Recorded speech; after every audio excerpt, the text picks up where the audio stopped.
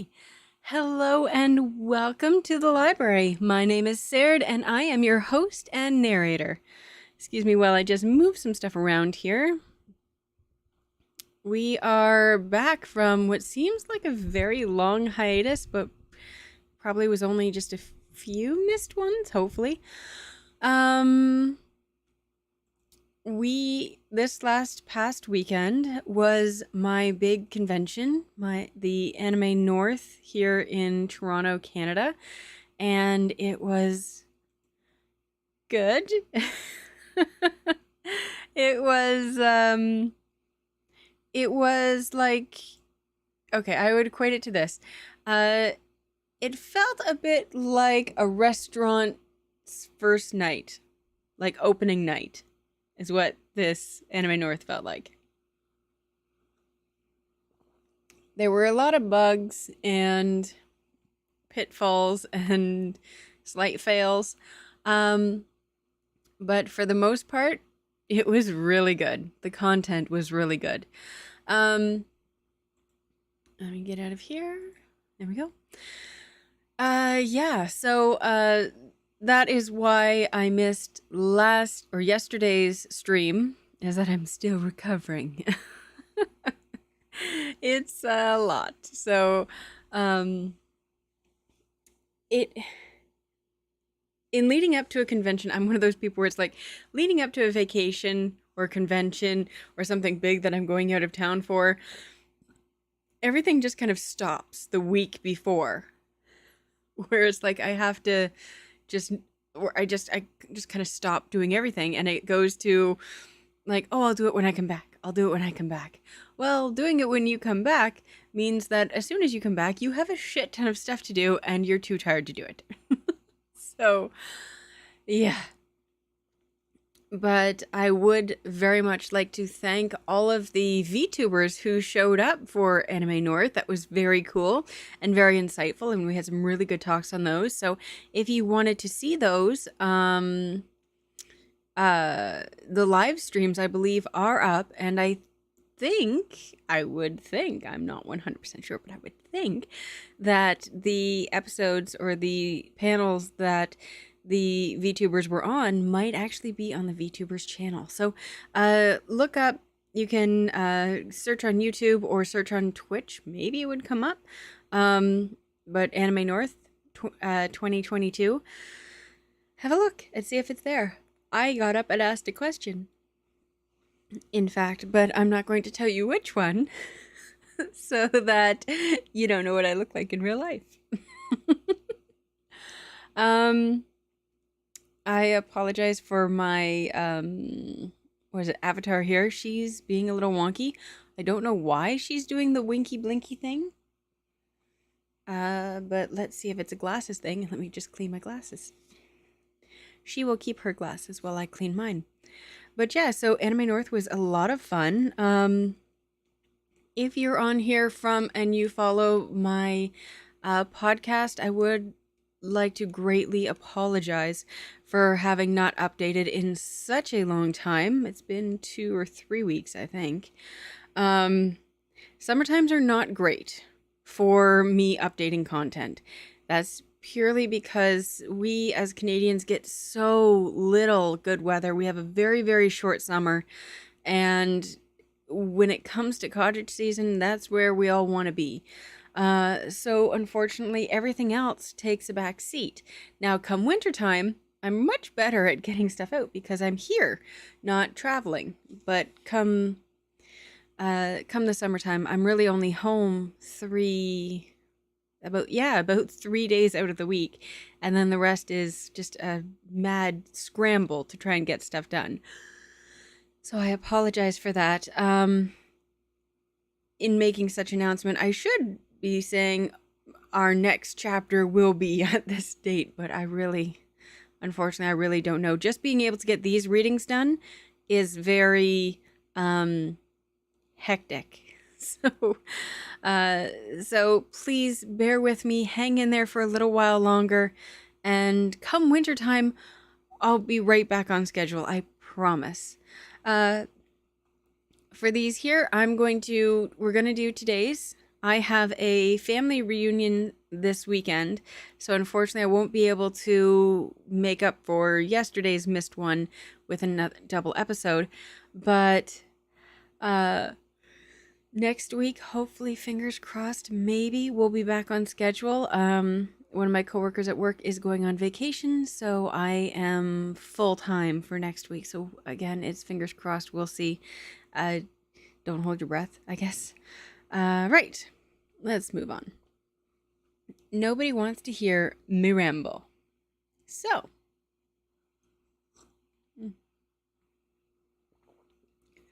just a sec, I want to see if you can hear this. Okay, just a sec.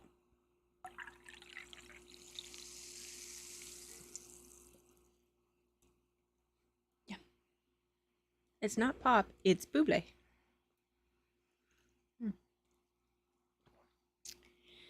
So, today we will be continuing on with chapter 13 of The Wife is First. Usually, once again, if you're waiting for chapters from Married Thrice to Salted Fish, we have to wait until it hits chapter 70, as in chapter 70 has updated, before we have another episode. If that gets translated and posted this Thursday, that means that next Tuesday we will have an episode, hopefully. But even the translator says that their updating is sporadic. So fingers crossed, hopefully that's what it'll be. For now, this is a good story. Oh, before I continue on, if you are a fan of Danmei and you would like to volunteer what you think we should read next, please head over to my About page where I have a poll set up. I have 3 Danmeis so far that I really recommend, but I would love to know what you think. You can Google you can Google the names there to see what they're all about, or just pick off the name. It doesn't matter. All 3 are good. So I'm only putting the ones there that are legit good. I know last week I recommended one and I got to where it was and I'm like, I shouldn't have recommended this. I put it down. So those ones that I've posted on there are ones that I've read all the way through, or almost all the way through, as to up to where they are now. So yeah, so please take a look at that. Hello, Supernatural Writer. How are you this evening? Thank you so much for joining me. But yeah, so if you get the chance, please visit the poll and have a look and pick one. Just go off the name. It's fine. I don't mind. But I'm looking for something that I can... Oh, what's that word? I can't remember. Supplement? That's the one. I'm looking for another Danmei that I can supplement while we're waiting on just other stories. So yeah, so today we will be continuing on with chapter 13, and I hope to get to 4 chapters today. Please bear with me. It is very, very hot in here. So if we don't get to all of them, it's purely because it's too hot in this studio. Alrighty. With that out of the way, let's get to it. I think. I had like a big bowl of ice cream before this, so bear with me. Chapter 13. Salt. Has Jin Xing heard the legends in the capital? The next day, Mu Hanjiang woke up in Jingshou's embrace. Warm breath fluttered on his neck, and a slender leg rested on his body, pressing on one of his legs until it felt a little numb. Out of sorts, he shifted a little, and the person holding him slowly woke up, exhaling gently. Junxing. His dazed call had a languid nasal sound. It's time to get up. Mu Hanjiang moved again. Unexpectedly, the person who was hugging him didn't let go, but actually hugged him closer. Don't even have to go to morning court. What's the hurry? Jing Xiao buried his face into the person in his embrace and rubbed a few times. Whenever you hear that, imagine him nuzzling him like a cat. That's what it is. Like he's just giving him a little head nuzzle.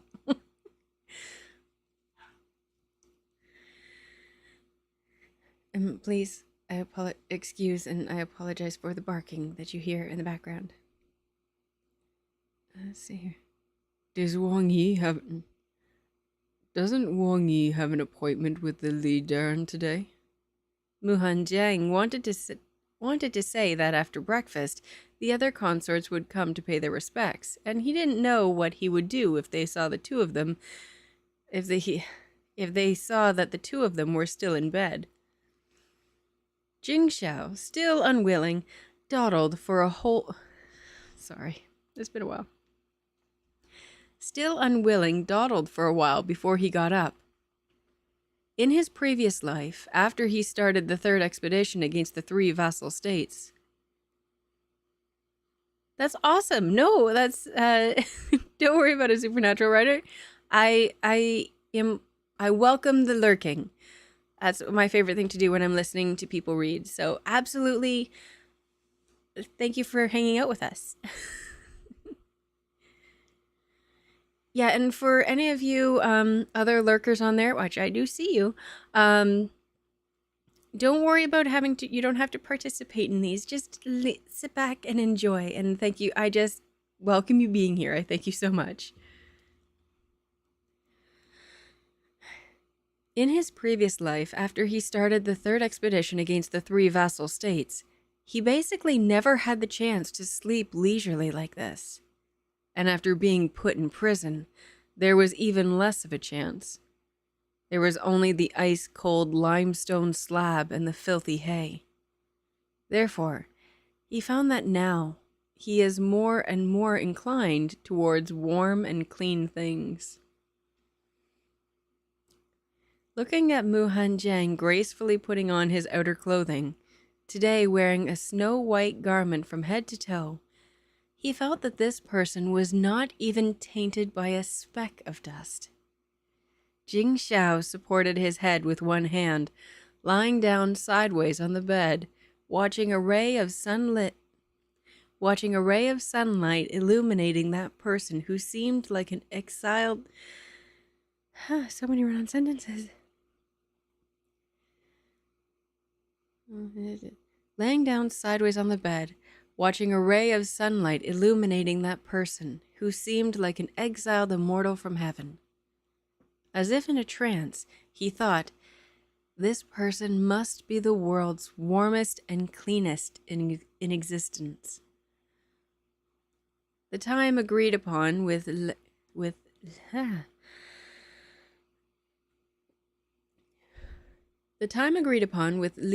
Yanqing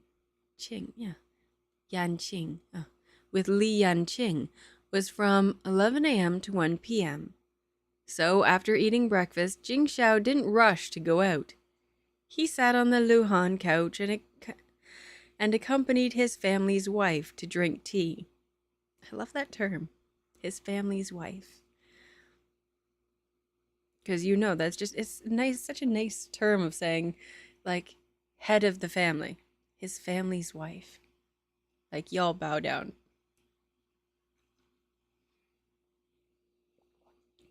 I don't know, there's something about that. There's something about that term where if you hear like family's mother, you're thinking a woman with a bunch of like little ones running around, but for that, the family's wife, that very firmly in my mind puts it as head of the family, or not head of the family, but like standing second in command. Is that old saying from My Big Fat Greek Wedding? The man is the head of the family, well, the woman is the neck, and she can turn that head any way she wants it. That's what that reminds me of. So I love that term.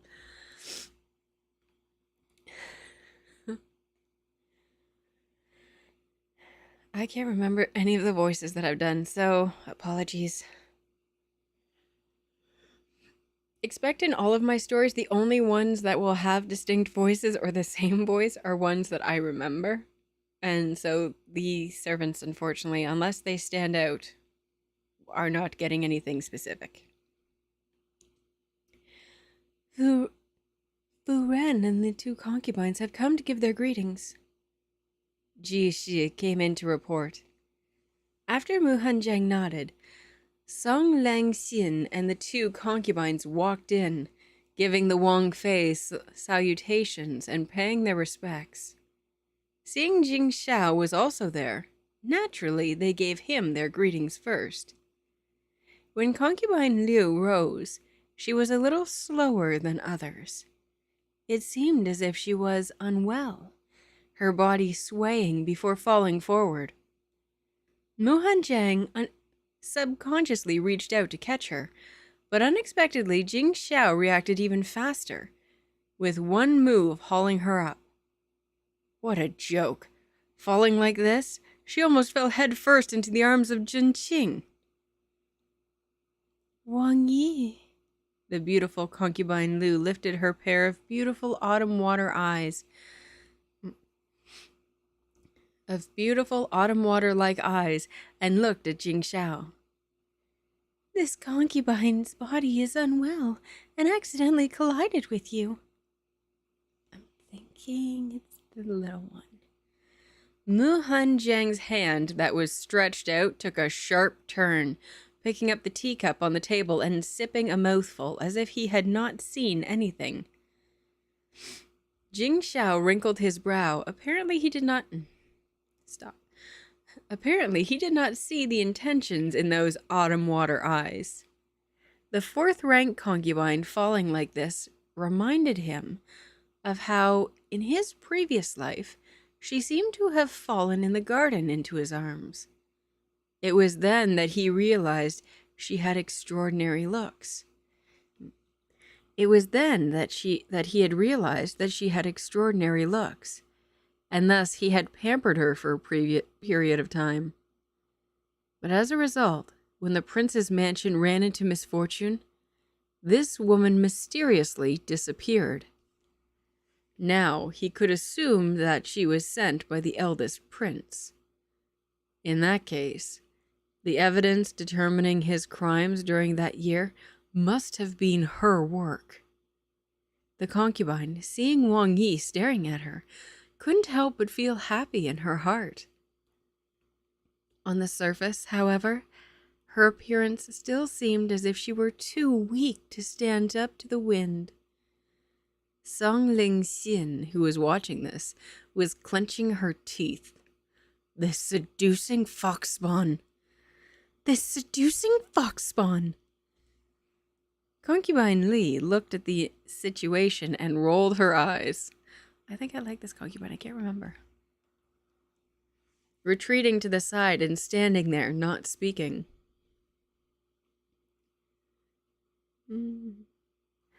Wang Fei, the thing Qi mentioned yesterday. Song Lingxian stepped forward, breaking the strange atmosphere in the room. I have already given it to Doufu. Mu Hanjiang lowered his eyes, blowing at the tea foam on the surface and lightly sipping a mouthful of hot tea. I discussed it with Wang Yi. You are still in charge of the household matters for this month. On the second day of next month, give me the account books in your hands. The smile on Song Lingxian's face suddenly became stiff, and in the blink of an eye, she looked towards Jing Xiao. Jing Xiao just turned his head and looked at Mu Hanjiang. Then won't you start to get busy next month? There are many matters of different kinds.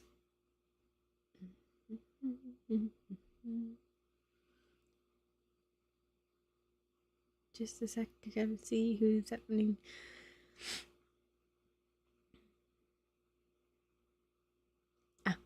Okay. Sorry, I had to check. There are many matters of different kinds. If Wang Fei wants to take over next month, I am afraid that it will be very busy for a long time. Seeing Jing Xiao's interruption, Fu Rensong's eyes ignited with hope again and hurriedly went along with it. Naturally, I will be a bit busier than I am now. But either way, I have nothing to do right now, Mu Hanjiang said to Jing Xiao. Then I will take advantage of you for not having anything to do and take you out to play for a few days. Jingxiao knit his brows. As they were in the presence of the concubines, he also did not say too much. Song Lingxian's smile became more rigid, her complexion a little blue, and she brought the two concubines to retreat. When they exited, she ferociously pulled at the handkerchief in her hands. The two concubines looked at each other, and Concubine Li stepped forward to say, "The scented tea we had at Sister's place before. I have been thinking about it a lot." Song Lingxian glanced at them. She used to think that these two women's presence was irksome. Now, she had met a formidable enemy and must win these two over to her own side first. Thus, after saying a few courteous words, she invited the two to go to the small pavilion for tea. "A man getting mixed up into the inner court's wifely duties, and he still doesn't feel like he's losing face for scholars."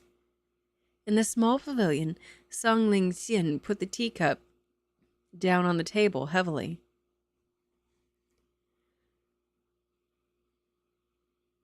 He is being favored right now. I'm afraid that Sister won't be able to compete with him. The fourth-rank concubine narrowed her pair of fox eyes. The difference between her previous demeanor and her demeanor now was extremely big. "But I heard in the 2 days that Wang Yi stayed overnight in the East Court, they did nothing together." Concubine Li smiled. "The morning after in the bridal chamber, he already fell ill. And I heard that the injury wasn't light. In my opinion, he formed some sort of agreement with Wang Yi." "What do you mean by this?"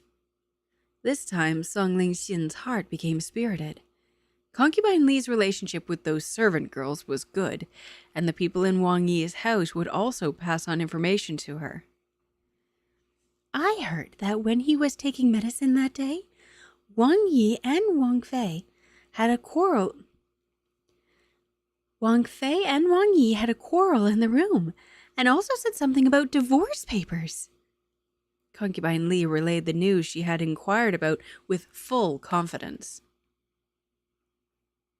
If it's like this, then is Wang Yi planning to find a suitable opportunity to divorce him?" Fourth-rank concubine timely added in her thoughts. If this is the case, then once he has taken over the household duties, the opportunity to find a reason to divorce him will be easier to find." A smile reappeared on Song Lingxian's face. Then, within this month, she will take advantage of it and leave a perfect setup of operations for the Wang Fei.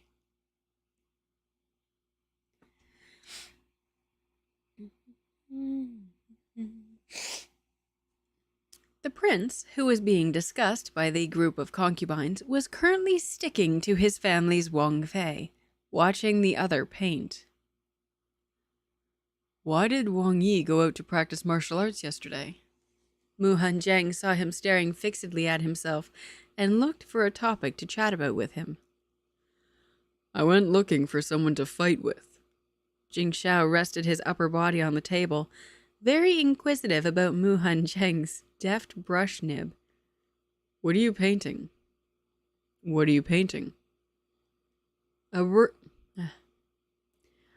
A painting for a birthday offering." The weasel bristle brush between his fingers freely stroked across the fine paper like moving clouds and flowing water. "Next month is my father's birthday."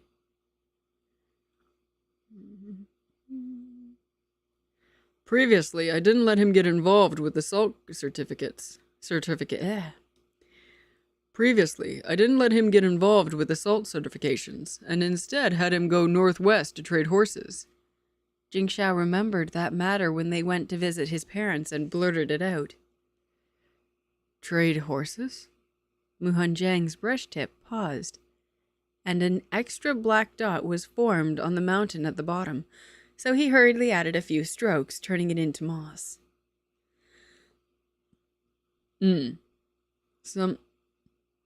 Some things couldn't be discussed right now. Jingxiao didn't plan to explain more. Getting up, he picked up a brush. When painting a birthday offering, no need to take so much trouble.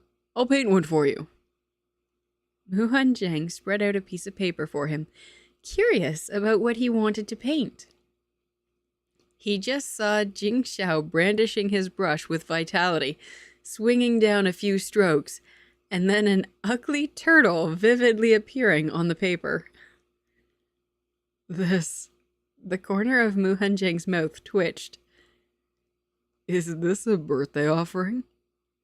1,000-year-old tortoise! Or an 80,000-year-old soft-shell turtle? Isn't this more like an offering for the elderly? Jingxiao was immensely pleased with himself. Although this was disrespectful to his father, Mu Hanjiang couldn't help but laugh out. If Wang Yi gave this painting to father, I'm afraid others would make a joke out of him. Then just send your painting first. Wait until it is the North Marquis's birthday, and then you can just send mine. Jingxiao raised his painting up and looked at it. He said to Yunju, standing by the side, Go mount it. Yes. Yunju choked back his laugh and rolled up the painting.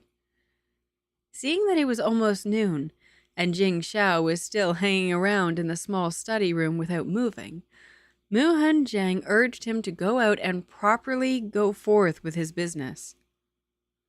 You go with me. I'm just explaining something to him, just a couple of sentences.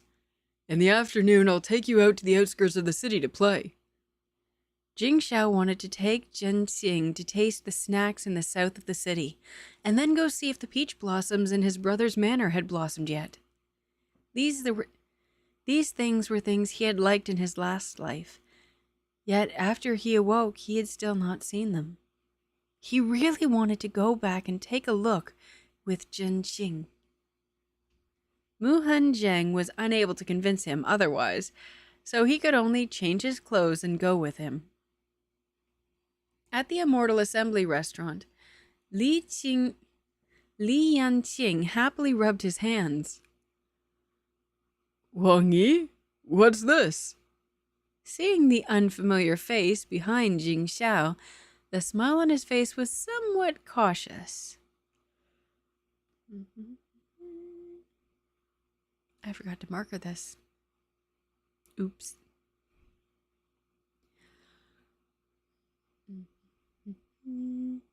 I have no recollection of who Li Yanqing is.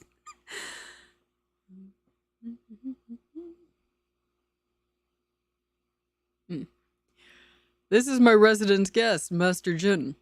His presence won't hinder anything. Jingxiao did not mind and pulled Mu Hanjiang to sit down. Today I let you come in order to tell you that in the future this kind of business can't be done anymore. Wang Yi! Oh, I remember now. He's the salt merchant guy. Is he? Is he the salt merchant? He's... I think. Li Yanqing turned pale with fright. He looked left and right and lowered his voice, asking, Did something happen? There were some rumors in the imperial court, so it is better to exercise restraint. Jingxiao poured himself a cup of wine. You go find Ren Feng. I have told him about the specific regulations. He will tell you what to do in the future. Yesterday, when he was going to his villa, while he was there, he also dealt with the matter of the salt certification business. After Li Yanqing left, Mu Hanzheng was silent for a moment and said, "What issue did Wang Yi come across in court?" Jing Xiao looked at him and his lips hooked up, smiling. "There is nothing wrong right now. But has Jin Xing heard the rumors in the capital?" Oh, excuse me. Mu Hanzheng lowered his eyes and thought about it. "Is it about the rumors that Cheng Wang will come to punish the children who cry at night?" His Jinsheng was really such a smart person. Jing Xiao felt that talking to him required the least effort. "This matter has effects and its causes, and they must be dealt with separately. But for now, we must deal with the so-called effects first." Mu Hanzheng played with the wine cup in his hands and slowly rubbed along the line of the edge. Oh my goodness. I need to get tissues. Tissues. I got it. Okay. I'm going to mute you real quick so that you don't have to hear this. One moment.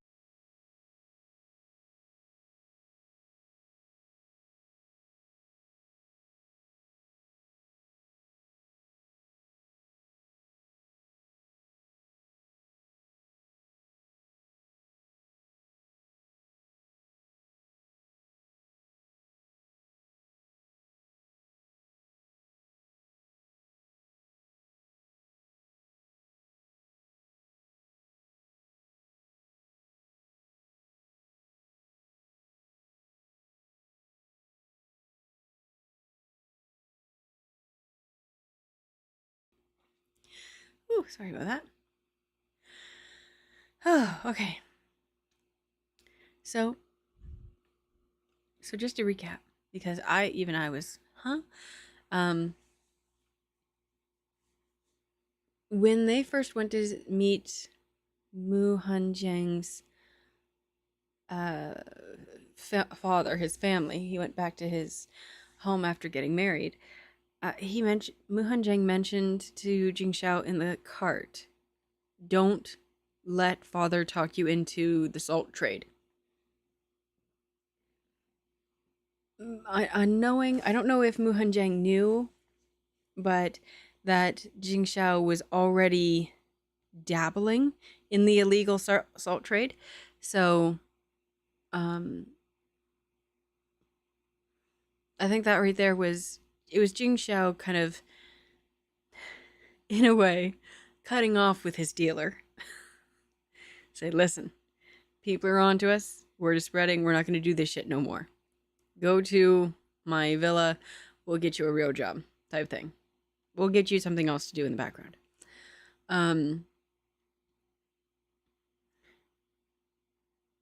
But he's saying that the rumors that he's such a tyrant, that children cry as soon as he passes, and that he's a terrible person and he's dangerous, they're both saying that the rumors, these awful rumors, and the salt trade are linked.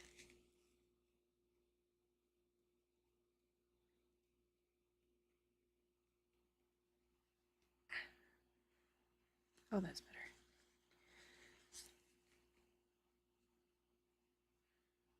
Oh my goodness. Okay. I think that's what they're saying.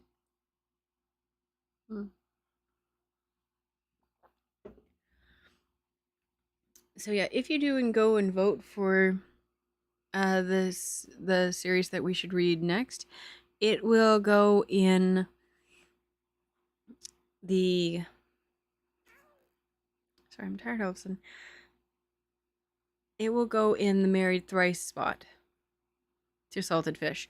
While we're waiting for Salted Fish to update, and then The Wife is First will continue on its own personal day, if that makes sense.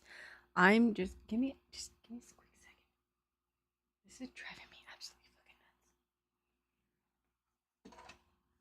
Fucking nuts. Give me a second.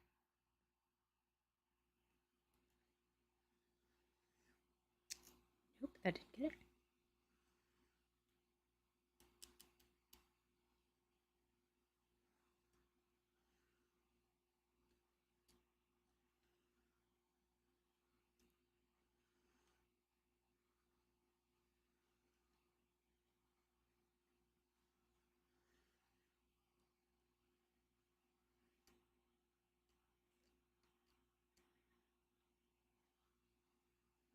Oh, I got it. Okay. Yeah. Oh my gosh. Bugging the crap out of me.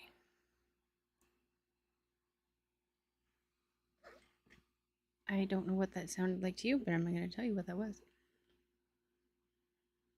Mm-hmm.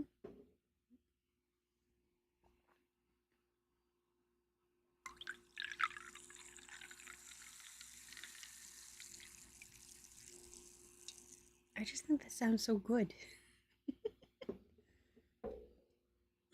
I don't know if that counts as ASMR.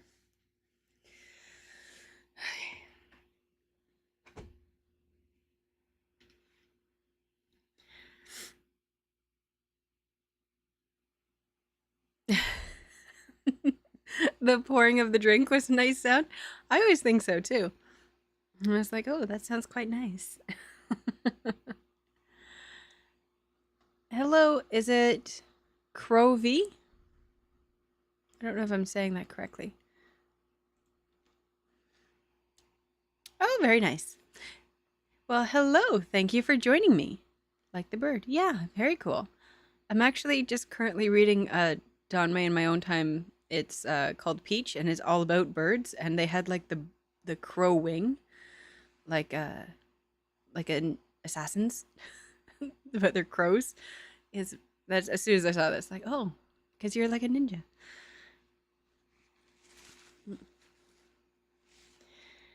My goodness. Okay. Yes, we were just about to start on chapter 14. I'm not sure if you know what this is.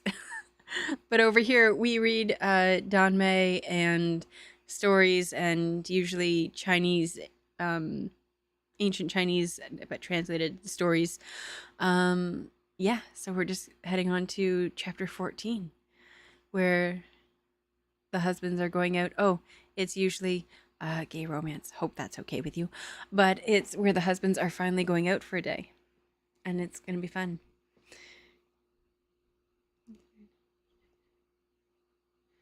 Well, I hope to do this justice.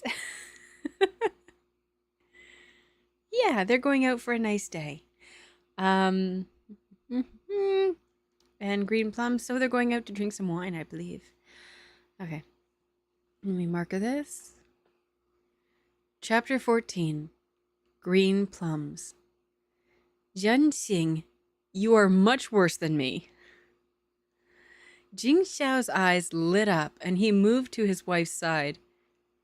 What is the effect? What is the cause? He really did not have a clue about the purpose of the rumors.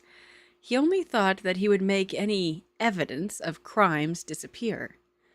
Recently, he was keeping a very low profile, so the rumors would naturally slowly die away. The so-called effect is the rumor itself. The so-called origin is the person who spreads these rumors, or a group of people. Mu Hanjiang looked up at him and saw he understood, then went on. Presently, we must resolve the rumor itself. They say that public opinion is powerful enough to melt metal. The mass spreading of rumors can confuse right and wrong. The more is spread, the more it will become the truth. Perhaps now Imperial Father will dismiss it with a laugh, but after a few years it may not be so. Zhenqing! Jing Xiao grabbed the hand holding the wine cup. At this moment, he almost thought that Zhenqing was also reborn, but immediately rejected the idea. Otherwise, how would he not see the differences between himself and the him in his previous life? But if Zhenqing was not reborn, then his foresight and his intelligence could not be underestimated. Wang Yu? Mu Hanjiang did not understand the situation. He didn't know why this person suddenly grasped his hand. You are willing to help me. I'm so happy.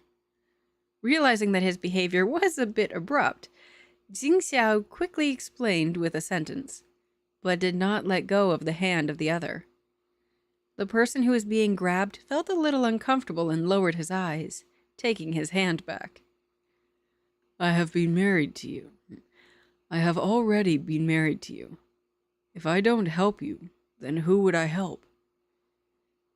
Junxing. Jing Xiao looked at the person in front of him. This person had the talents to govern and serve the country well, yet he had wholly given himself in marriage to him. Not only did he not harm him, but he was also willing to put forth ideas and suggestions and help him. The him in the past life was really so stupid. He couldn't help but reach out and hug Mu Hanjiang tightly into his arms. In this life, if you don't abandon me, I, Jing Xiao, will never turn my back on you. Mu Hanjiang distractedly leaned into his chest. He couldn't understand why this person was so suddenly so emotional. In his heart, he thought, could it possibly be that this wasn't a place to talk, so he deliberately interrupted himself? Thinking about this restaurant, there were many people and eyes, so their next words couldn't be rashly spoken. Thus, he also stopped his words. Let's eat first. Yes, you must be hungry. Come, eat first. Jing Xiao remembered that they had not had lunch yet. Li Yanxing had ordered a table of good dishes, but he himself did not even move his chopsticks before impatiently going to find Ren Feng. Now, if they didn't eat soon, all the dishes would be cold. The two ate their meal, but were not in a hurry to return home. Jing Xiao pulled his family's Wang Fei into the main street for some leisure time, enjoying a walk to aid digestion. Both of them were unusually handsome and extraordinary people, one in a cold and pure way, the other in a gentle as jade way.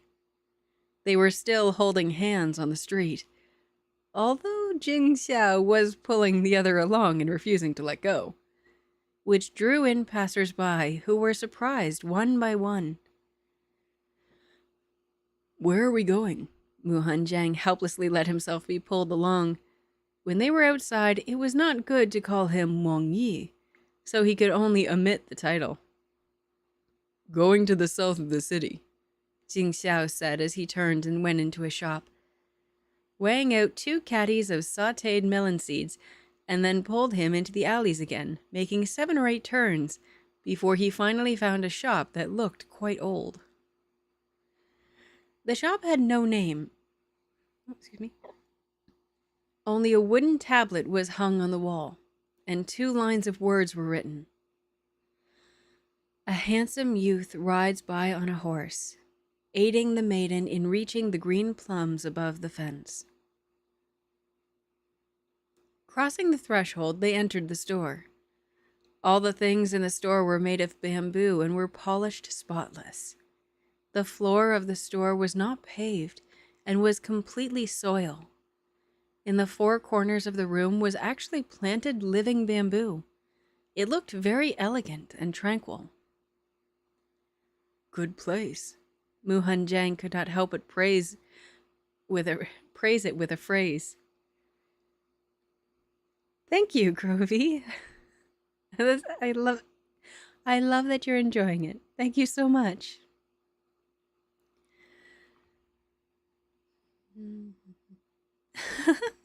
This gentleman does not dislike this shop for being simple and crude. You must be a cultured person. A rather clear and bright woman's voice came from the back door. Looking over, they saw a married woman in her 30s, dressed in a plum pink zhong dress, holding a jug walking in from the back garden. Maiden Mei, I trust you have been well since we last met. Jing Xiao seemed to be very familiar with this place, smiling and greeting the shop's mistress. Maiden Mei? Mu Hanjiang gave a glance at the person by his side. This woman was clearly wearing the jung dress of a married woman. Moreover, she was also approaching the age of becoming a mother. Why did he still call the other Maiden Mei? He was really being frivolous, not knowing where to stop.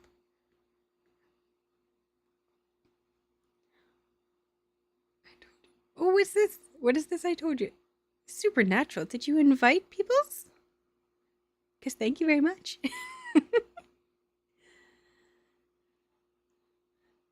Jing Xiao looked back at him with an innocent expression, pulling him to the front of the wine cabinet.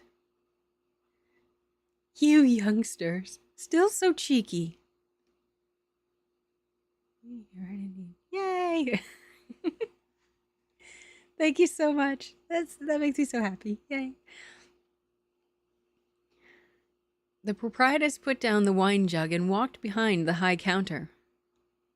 What do you want? A small bottle of the green plum wine, and also 2 wine cups.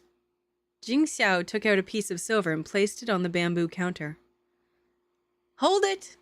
The proprietress took the money and put the bottle of wine and 2 cups into a small bamboo basket.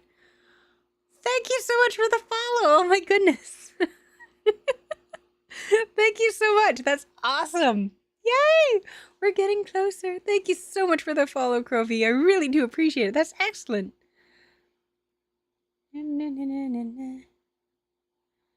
Oh, very cool. Moderator and fellow writer.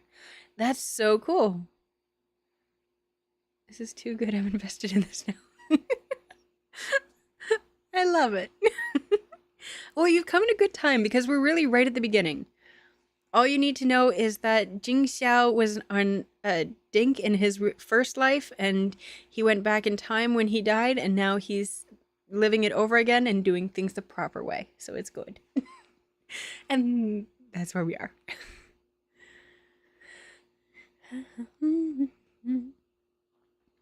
The proprietress took the money and put the bottle of wine and 2 wine cups into a small bamboo basket and threw it at Jing Xiao. She looked up and glanced at Mu Hanjiang again, smiling and saying, "This gentleman looks unfamiliar, but his bearing is extraordinary. You must be a scholar. I will give you a cheaper price next time you come to buy." Jing Xiao was suddenly not happy anymore, and took the person at his side into his arms. He is my newly wedded wife. Don't imagine that I will allow you to your plan to hit on him. Quickly get out! Get out! The next time I'll charge you twice the price. The lady boss suddenly changed her expression, holding a bamboo twig and tapping it on the counter, making a pa pa sound. Jing Xiao smiled and took his family's Wang Fei and left with quick steps. This store, Mu Hanjiang frowned, feeling that it was quite strange. Jing Xiao smiled and stuffed the paper bag holding the melon seeds into his hand. He held the green plum wine to himself, still making space for one hand to continue to pull him along. It's a long story. The woman surnamed Mei is an orphan, and her neighbor was also an orphan. From childhood, the two were dependent on each other for survival. The girl had the wine-making technique that was passed through her family's generations, so she made wine at home. The boy would then take it out to sell in order to maintain the two's means of a livelihood. When the man was 16 years old, he was enlisted into the army, but he said that once he made a distinguished career out of himself, he would come back and marry her. When Jing Xiao was in the army, the man had already become a vanguard. He always foolishly stored away the silver that was paid to him, saying that it was for when he went home to marry his green plum maiden. It was a pity that in the beginning of the second year of Jing Xiao's enlistment, the man died in battle, and so Maiden Mei had never married. After finishing the story, the two of them had already reached the middle of the peach blossom forest. March is the season when the peach blossoms are in full bloom. After Mu Hanjiang collected his thoughts about the story, his sight was full of the luminous peach blossoms, a vivid pink color as far as the eye could see, continuing on into the horizon. "It's so beautiful," Mu Hanjiang said softly. The scenery was very beautiful, and the story was also beautiful. Unfortunately, the ending of the story was like the pink peach blossom petals filling their eyes. In the end, it could only be carried away by the wind, withered and fallen. Jing Xiao saw that he was a little melancholy and hugged him from behind, putting his chin on the shoulder of the other. "Brother Wang is a good person. When I first entered the military barracks, I couldn't eat the crude food there, and I went hungry for many meals. He didn't know that I was at Wang Yi, but he still secretly caught a bird and roasted it for me to eat." Thus he had always been taking care of that maiden May behind the scenes. "Wang Yi is actually very kind-hearted." Mu Hanjiang slightly perked up at the corner of his mouth. Jing Xiao inwardly smiled. Kind-hearted? He did not feel that this word had much in common with himself at all. He believed in returning kindness, but didn't hesitate in taking an eye for an eye. However, if he could change Zhen Xing's image of him with this, then just let him think this way. Pulling his family's Wang Fei along, he walked into the depths of the peach blossoms. Not long after, a delicate little pavilion appeared in front of their eyes. "This is such a nice place. Why don't we see anyone else here?" Mu Hanjiang opened up the paper bag and poured both of them a cup of green plum wine. Jing Xiao smiled. This garden is a private garden of his brother, Jing Qian. Naturally, no one dared to come in so casually. Just before, Zhen Xing was listening to this story too intently and did not notice that they entered a small moon gate, and that there were also imperial guards posted on both sides of the moon gate. Upon hearing these words, only then did Mu Hanjiang understand why he was brought here. Outsiders could not enter this place, and the surroundings were especially spacious and empty. They had no need to fear people eavesdropping, so they continued the unfinished topic they had in the Immortals Gathering restaurant. "If Wang Yi really does not intend to fight for the throne, then it isn't urgent to restore your reputation." Mu Hanjiang held his cup with 2 hands. The cup had been made with a bamboo cylinder. It is not worth much, but it is particularly charming. "But we also can't allow them to continue spreading the rumors as they wish. The best method to fight falsehoods is with falsehoods." "What do you mean?" Jing Xiao had only heard that there was such a method for the first time, and could not help but move a little closer. "People who spread rumors are nothing more than jealous of the achievements Wang Yi attained. So all they have to do is find an adversary that Wang Yi hates, and then have them write some bad things about you. It's not important if it's true or false, as long as it is unpleasant to hear." Mu Hanjiang's beautiful eyes slightly narrowed. Looking at him, it seemed somewhat cunning. "The civilians don't care whether it's true or false. As long as it sounds shocking, they will always enjoy it and pass it on. When the time comes, regarding the gossip about Wang Yi, it will naturally be forgotten." Jing Xiao's eyes widened. It seems that Zhen Xing had guessed that the source of the rumors was one of his 2 brothers. It was also possible that it was the Empress. If they could make up random lies and falsehoods, So could they. You really are good at explaining things in a way I can understand, Jiangqing. You are much more devious than me. Jing Xiao laughed heartedly. But at the same time, he was also rejoicing. If the people helping the Empress were not those stupid little concubines of his, and was rather the person before his eyes, he feared that in his previous life he would have died many years earlier. Chen was just judging the matter as it stands. Being spoken about by Jing Xiao this way made Mu Hanjiang somewhat uncomfortable, subconsciously increasing the strength he used rubbing along the edge of the wine cup. But unexpectedly, the edge of the bamboo had not been carefully polished, and a thin sliver of bamboo pricked his fingertip. The sharp pain caused him to wrinkle his brows and look down to see, and a round bead of blood had already emerged. Zhenxing! Jing Xiao scuttled over and grabbed his injured hand, skillfully pulling out this sharp thorn. The 10 fingers were linked to the heart. Mu Hanjiang couldn't help but suck in a breath of cold air. More beads of blood came out from the wound. But Jing Xiao's next move made him forget to even cry out in alarm.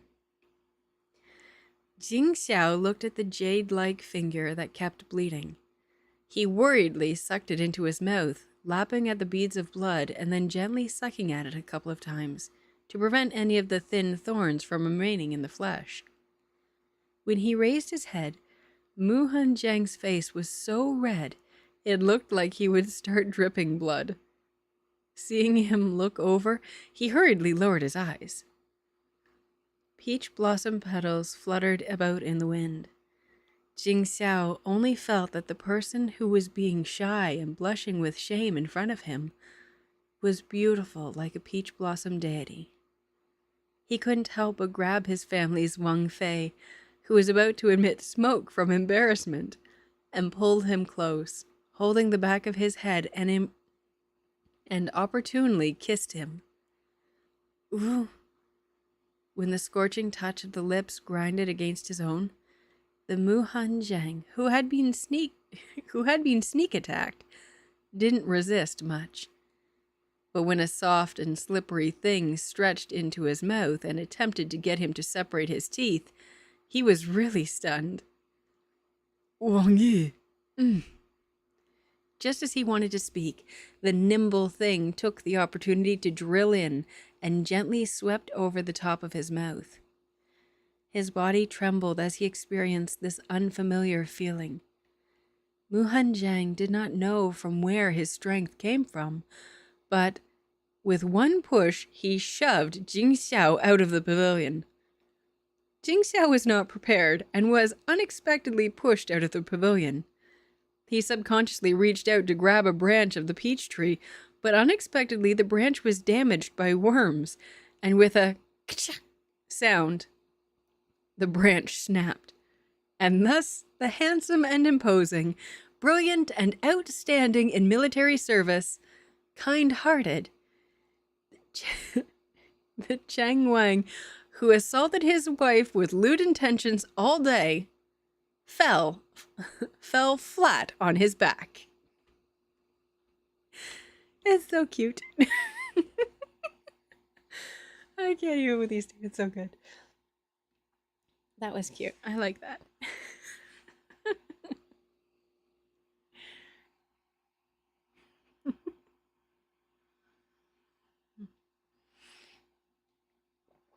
I just want to stress here. Mu Hanjiang, he's not unwilling, he's just embarrassed. I do not read stories ever. I do not recommend or read stories ever where there's any kind of non-con. Unless it's like what is it?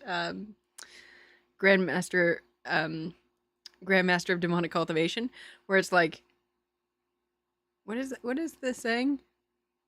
Consensual non-con? That's the one. Yeah, like that. reminds me kind of the other. It is quite similar.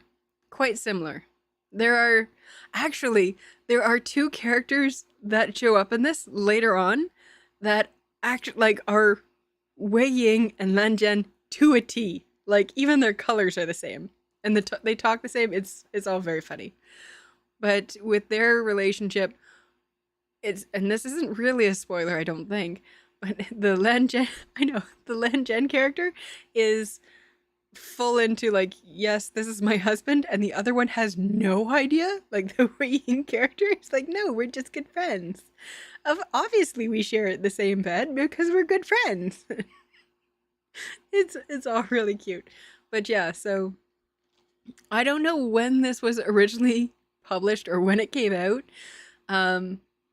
But these two generals that show up are Wei Ying and Lan Zhen to a T.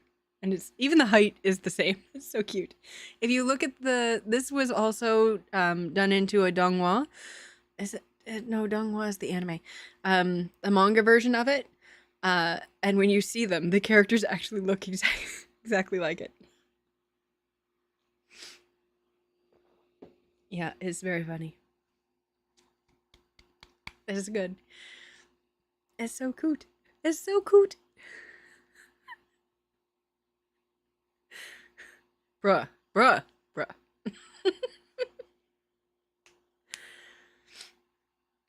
I'm gonna mute my mic 1 sec. I gotta.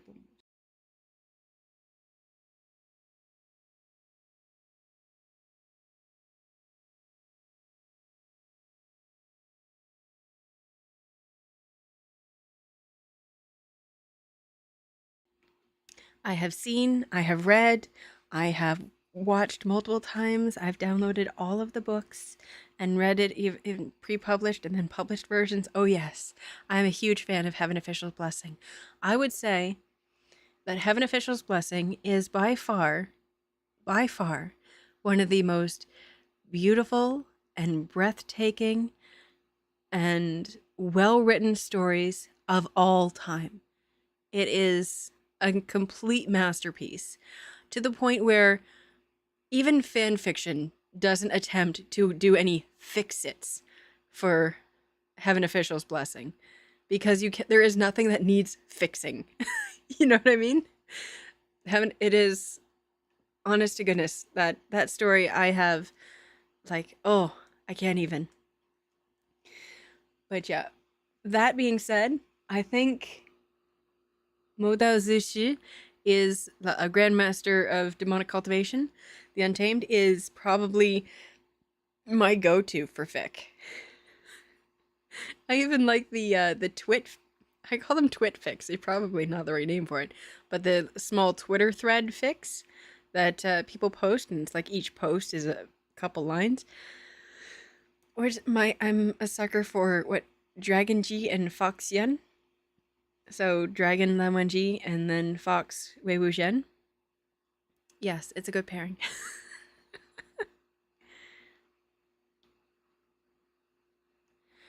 Yeah, the Untamed was spectacular in how close it is to the book. Like, spot frickin' on. They had to take some stuff out, obviously, but the stuff that they added, I wish that it had been in the book because it was so good.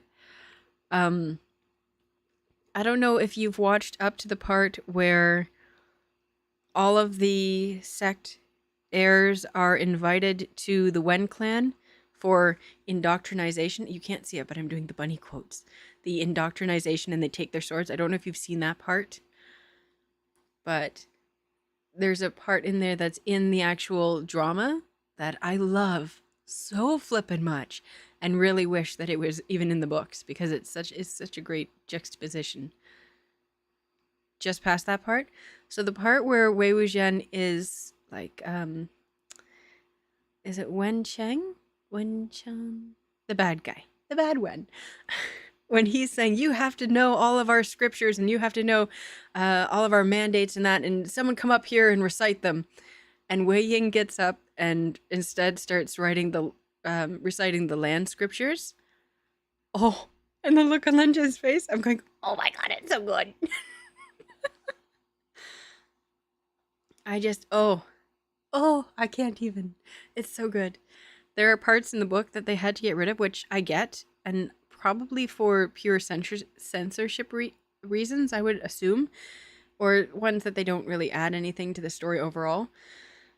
But I'm like, I'm okay with them taking out the scenes that they did, because they got everything else, like actual story-wise, so spot on. It was great.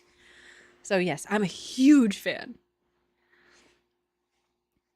But yeah, so there was actually, how I got into reading this, you've been too busy watching Supernatural. How I got into reading this was there was another VTuber who was reading those stories. And I'm going, I'm a long time, hello Ghost Wanderers, long time no see. Did you know in fact that the wife is first? So his name was I believe it's Kush the Kron. We just called him Ku, and he was amazing. And I missed his stories, but he did Scumbag Self-Saving System, Modao Zishu. I think he either started or was about to start Heaven Official's Blessing. Plus, he was also doing Urha, and so he was doing all those. And I'm like, I have my podcast. And everyone's like, well, why don't you do it live? And I'm like, no one would want to see me read. And then he started doing it. And I'm like, I would absolutely watch all of this. So, more decent now. We gotta finish some other things. Oh, this place occasionally, this place. Oh, a ghost. Yes, Ghost Wanderer is... There's a ghost. Actually, wait, let's look at the chat. We have Supernatural Writing, Crow V, and Ghost Wanderer. Some dark sons of bitches over here. And it wanders. Exactly. I just drew. Like, Ghost Wander. Supernatural knew you would be here. They summoned you.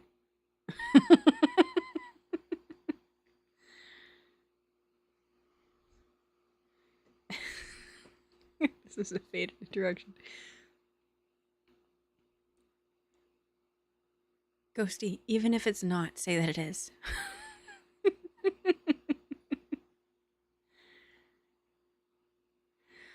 But yeah, so I wonder if anyone has watched Scumbag Self-Saving System on here.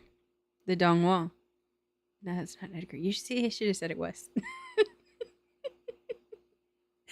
I would love to see if we had someone come in here and just, like, their name was actually Edgar the Wandering Ghost, and just watch Supernatural's head explode. As soon as I send the message. And it totally is my name. It was always the plan. You have not. So a lot of people look at the Scumbag Self-Saving System is the first work that Mo Sheng Tongxu, the author for Heaven Official and The Untamed and all that, it was the first story that they ever wrote. And they wrote it in, like, high school. And you consider that and how crazy flipping good it is. And you're going, Jesus, what am I doing with my life? Because her work is amazing. It's not... You can, honest to goodness, because they go in order, it was Scumbag Self-Saving System first, then it was Grandmaster of Demonic Cultivation, then they've Heaven Official's Blessing, and actually they're coming out with a new one, which they're already writing. Scumbag Self-Saving System is absolutely hilarious, but you can see the evolution of Mo Sheng Tongxu's writing, and it is astounding how good they are. I actually just bought book 3 today on my way home from work. It was good. Yeah, so I recommend it. I recommend reading it more than the Donghua. That's what the Chinese call their manga or anime, right? Is Donghua? I want to say. But yeah, it's really good. It's one of those ones where I've watched it multiple times And there's little nuances. Like when you watch the first episode, you're going, wow, this animation is really kind of shit. And then you get to episode like 3 or 4 and you realize that the animation is getting better. And turns out it's not because they got a bigger budget. It's because as the main character starts to see the people around him as more as actual people and less as storybook characters, their animation gets better. It's the craziest thing. Like they put in a lot of work into this. So yeah, get past the first episode and you will fall into it. Like it's a pit. No, they made by the same people. So how did I not know they were made by the same people? Oh, really? It's so bad, but boy, the voice acting in the main character is top tier. The voice acting is so good. Yeah.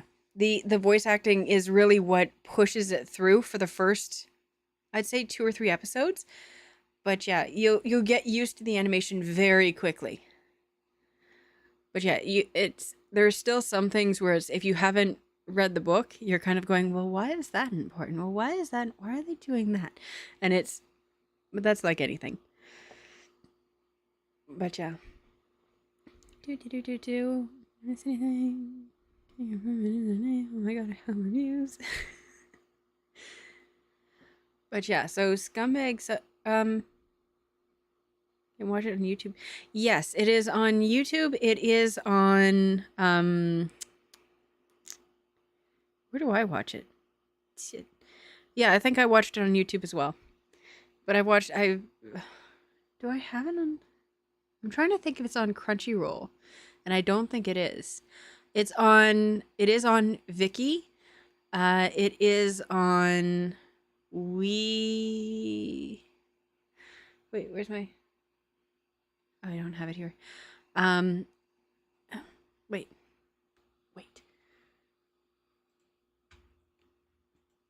I put it like this just for you guys because I knew that I'd be searching stuff.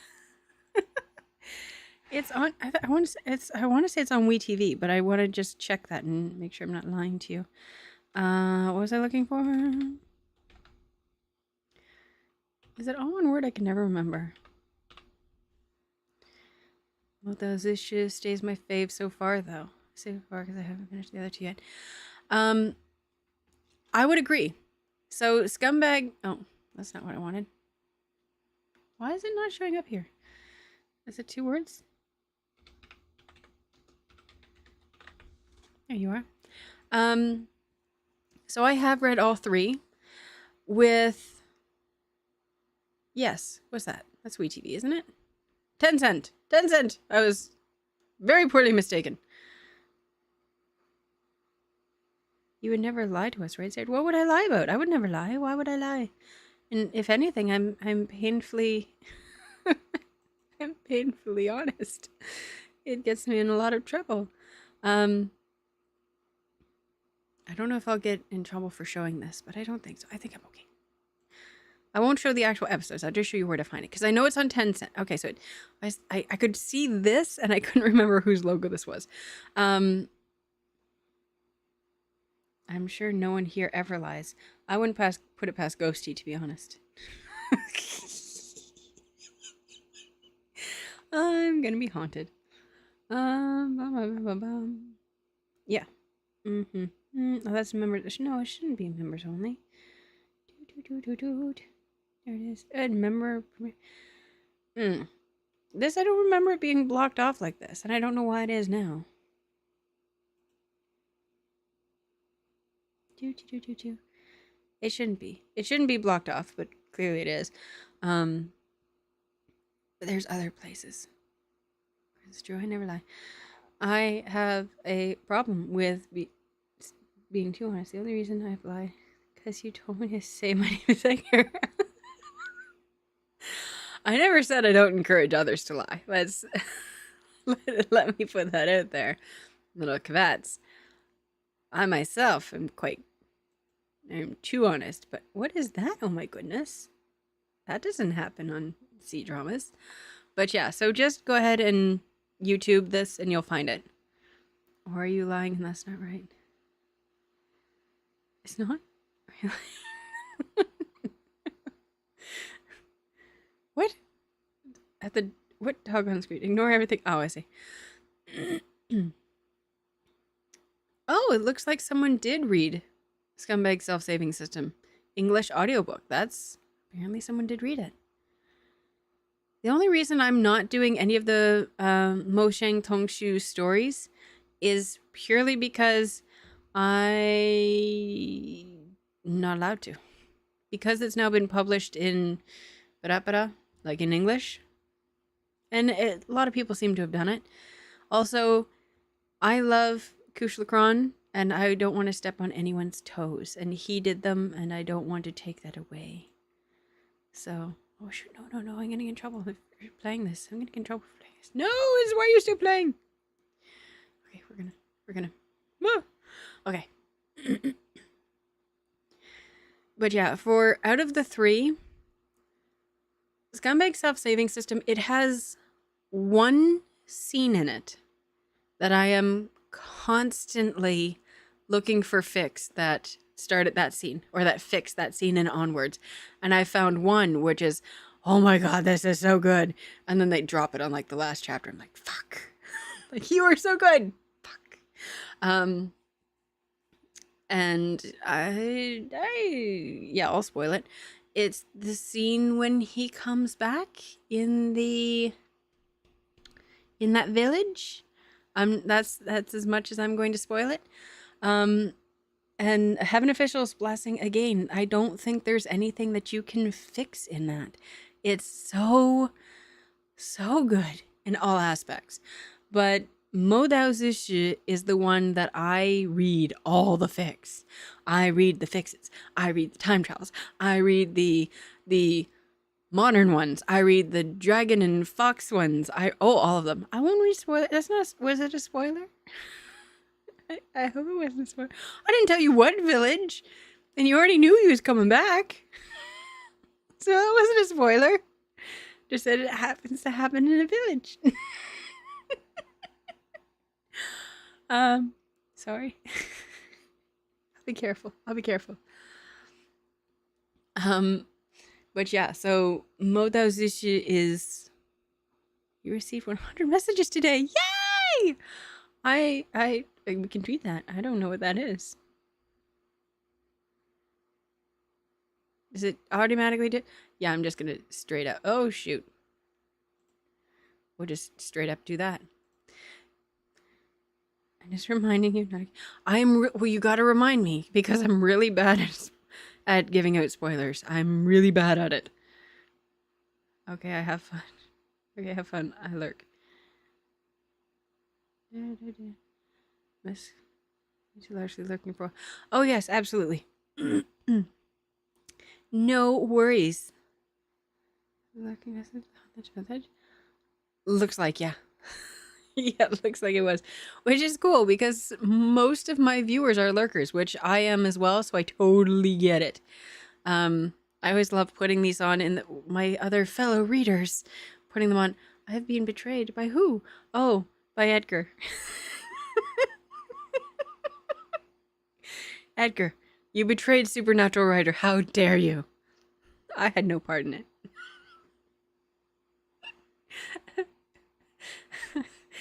See that right there? That was a lie.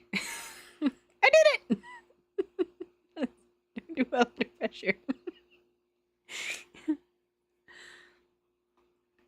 Oh, for those of you here and all of my lurkers, I just want to...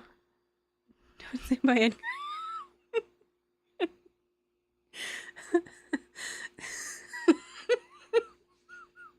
Sorry. It's so funny. For those of you who might be interested, while we're waiting for our other story, Married Thrice to Assaulted Fish, to update, and it will take a week or two probably, I'm contemplating also starting up a third fic, or not fic, third story, third Danmei, whatever. And the options are on my about page. There's the Tao of the Salted. There's going to be some fish ones, okay? Because they happened to pop up while I forgot the name of what I was currently reading, and so I just looked fish, and then these came up. I was like, oh, these sound cute, and then they were. So all of these that are up for voting, whether or not to start them, are ones that I have fully read through and can vouch for. Last week I said that one of the Danmeis that I was reading was really good, and I was wrong, and do not believe me, because I was only at like chapter 4 and I didn't know how it went. So these are all ones that I've gotten way past, like almost completed. So one is The Tao of the Salted Fish, which is a guy who transmigrates into a book, very much like Married Thrice to Salted Fish, only he comes back and he's like, I'm doing fuck all and you can't make me. And he ends up, what is it? Cultivating in that way. I have to go. I've been up since 5 and I'm very tired today. Oh my goodness, go to sleep. I had to skip yesterday's stream because it was so sleepy. So absolutely. If you want to catch up, or if you want to catch this again later, it's all up on both Twitch and YouTube. So you don't have, like, there's no time thing where you have to watch it at a certain time. So if you want to catch up this story, we're on YouTube as well. It's all under the library. Hope you guys see you in the stream. Good night, peeps. Good luck in your writing. Let's send out the love, if we may. Can we send out the love for the peoples? Send out the love. There you go. Love. Oh, it didn't go through. There it goes. I got one. Yes, thank you so much for joining us, Supernatural Writer. Ghosty, are you going too? Good night, peeps. Loves. There it goes. There go my lanterns. I loves it. I loves it. Alrighty. You're back when I can, Raven. Yay! Thank you so much. We will absolutely see you again on next. I'm on next Tuesday and Wednesday. So Tuesdays and Wednesdays are when usually I'm on. But thank you so much for popping in. We really, really, really appreciate it. And it was a joy talking to you. Edgar says bye too. Although the Ghosty might not stay if I keep calling them Edgar. It's a good name. That's all it is. It's just a good name.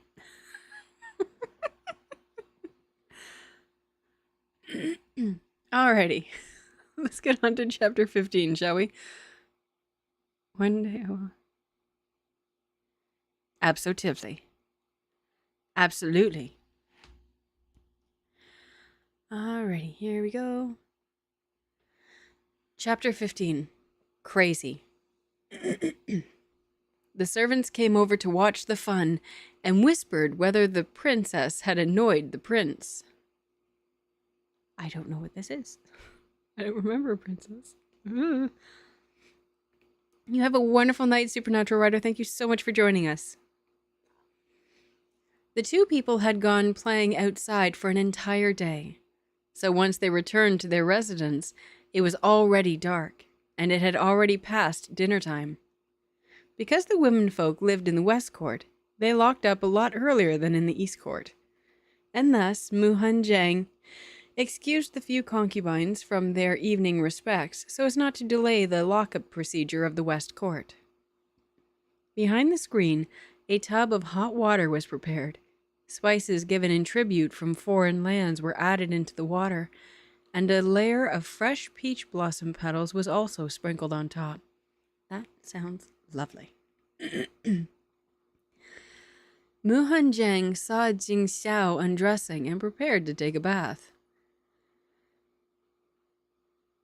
It is a great title for chapter. Muhan Jiang saw Jing Xiao undressing and preparing to take a bath.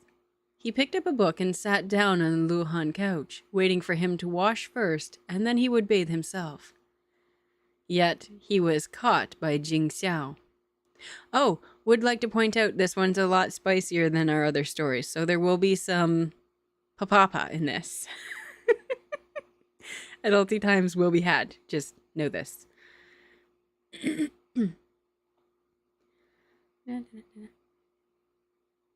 Zhenxing, you made me fall to the ground today. My butt is still hurting now. Thinking of the thing that happened today, Muhan Jiang's face flushed red again. He had already apologized to him in the afternoon. How come he was still not willing to forgive him? When you're apologizing, you must do it with sincerity.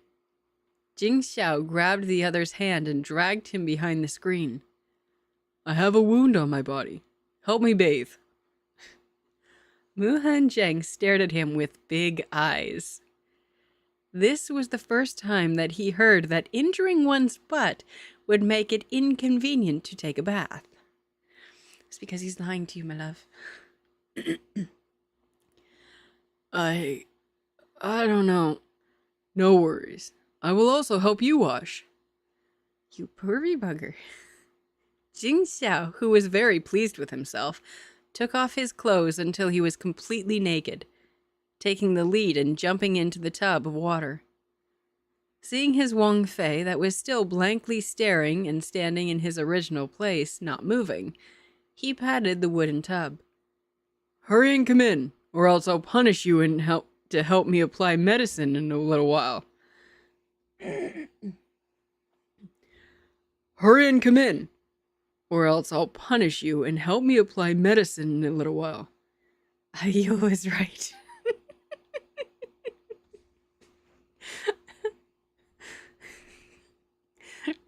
Please remember, these two are very happily married.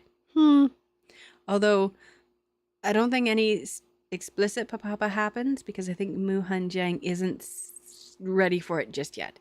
But, Jing Xiao is very ready for it. Apply medicine?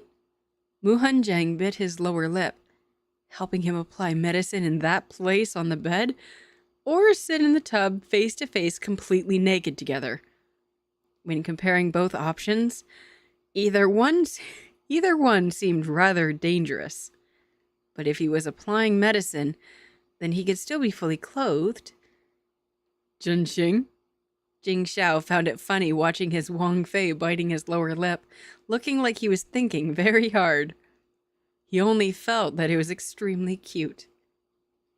Then Jen will help Wang Yi to apply the medicine. After saying that, he immediately ran out without looking back. Jing Xiao laughed heartedly as he lay in the tub. After Mu Hanjiang had also finished washing, when he changed into a new set of silk clothes and emerged from behind the screen, he saw a certain Wang Yi only wearing an inner garment, wearing no underwear, lying down on his stomach on the bed with a bare butt, reading a military strategy book keenly.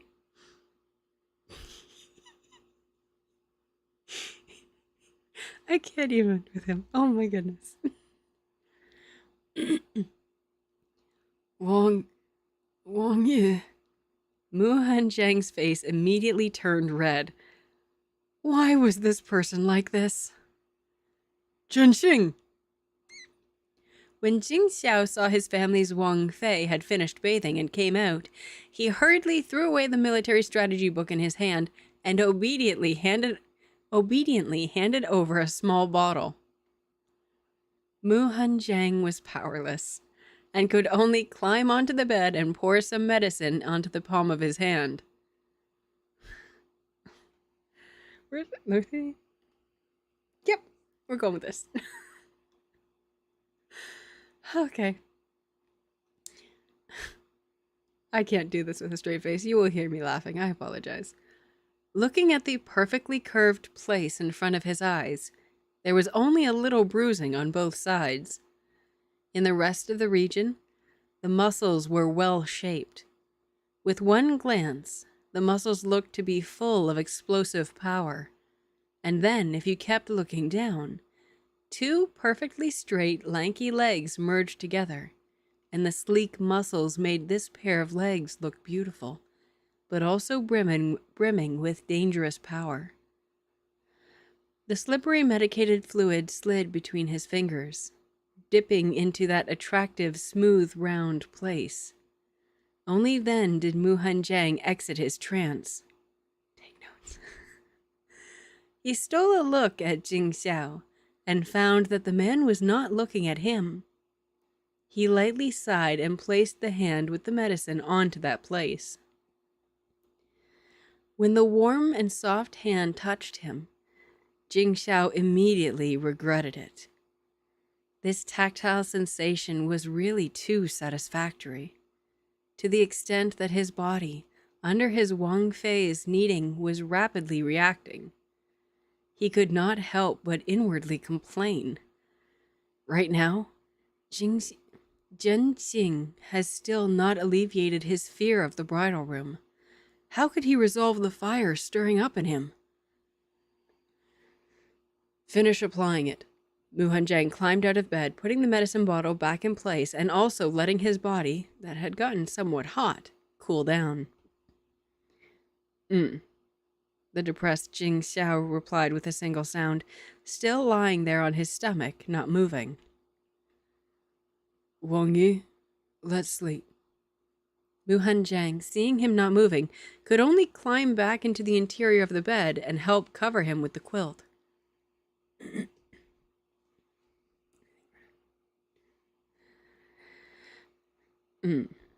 I have medicine on my behind. I'll sleep lying on my stomach tonight. Yeah, right. Jing Xiao buried his face into the pillow, suffering the disaster he brought upon himself, having to sleep lying on his stomach for the whole night. Yeah, that's why you were lying down. I like that. Take notes.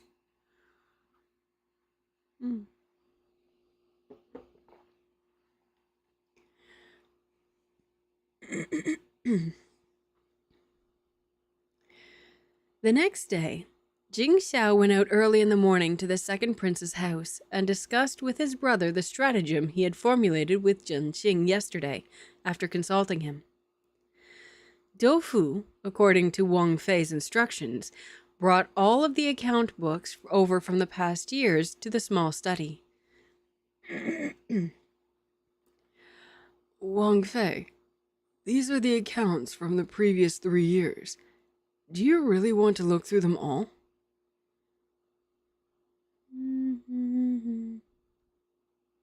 Sorry, that was the wrong voice. I think Yan Ju is the 13-year-old.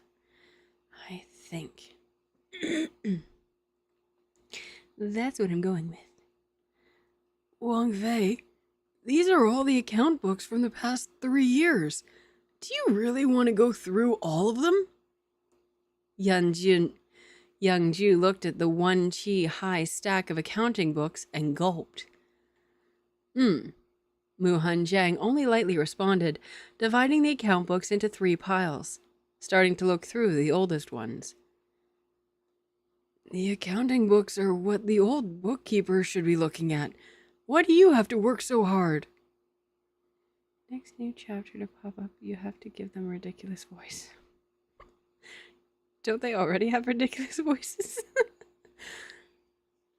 I'll do it for 1 character. You give me 1 character and I'll do the goofy voices for it. Yan Ju was somewhat puzzled. Wang Fei wanted to learn how to manage the household. If he asked manager If he asked manager Du how to do it, or went to see how the Fu Ren did it, then wouldn't it be fine like that? Nah, these are professional. I try to make them professionals. I'm gonna go back and I have to redo chapter 1, or the first episode that I did for the library in the first 4 episodes, and they're the first 4 chapters of Married Thrice to Salted Fish, because I want to put them up on a podcast for the library. But it's not very good. Music didn't fit it. Mu Hanjiang glanced at the following. Oh, good, I was right. Mu Hanjiang glanced at the frowning little book boy, laughed, and said nothing. There are a lot of useful things contained in the account books. The food and the clothing expenses for the manor, the relations with the people who come and go from the manor, any transfers of servants. All of these could be discovered from the ancient books. In fact, the administration of the country was also this way. By looking at the account books of the Ministry of Revenue, you can know whether the monarch is muddle-headed or not, and whether this dynasty was prosperous or not. This servant heard that Fu Ren was checking the storeroom's inventory yesterday, and together with some of the servants, she dilly-dallied away an entire morning. Yanju took advantage of Mu Hanjiang, who was tired of reading and talking and taking a break to drink some tea, and whispered to him the information he had discreetly sought out himself. I know. Mu Hanjiang rubbed Yanju's head.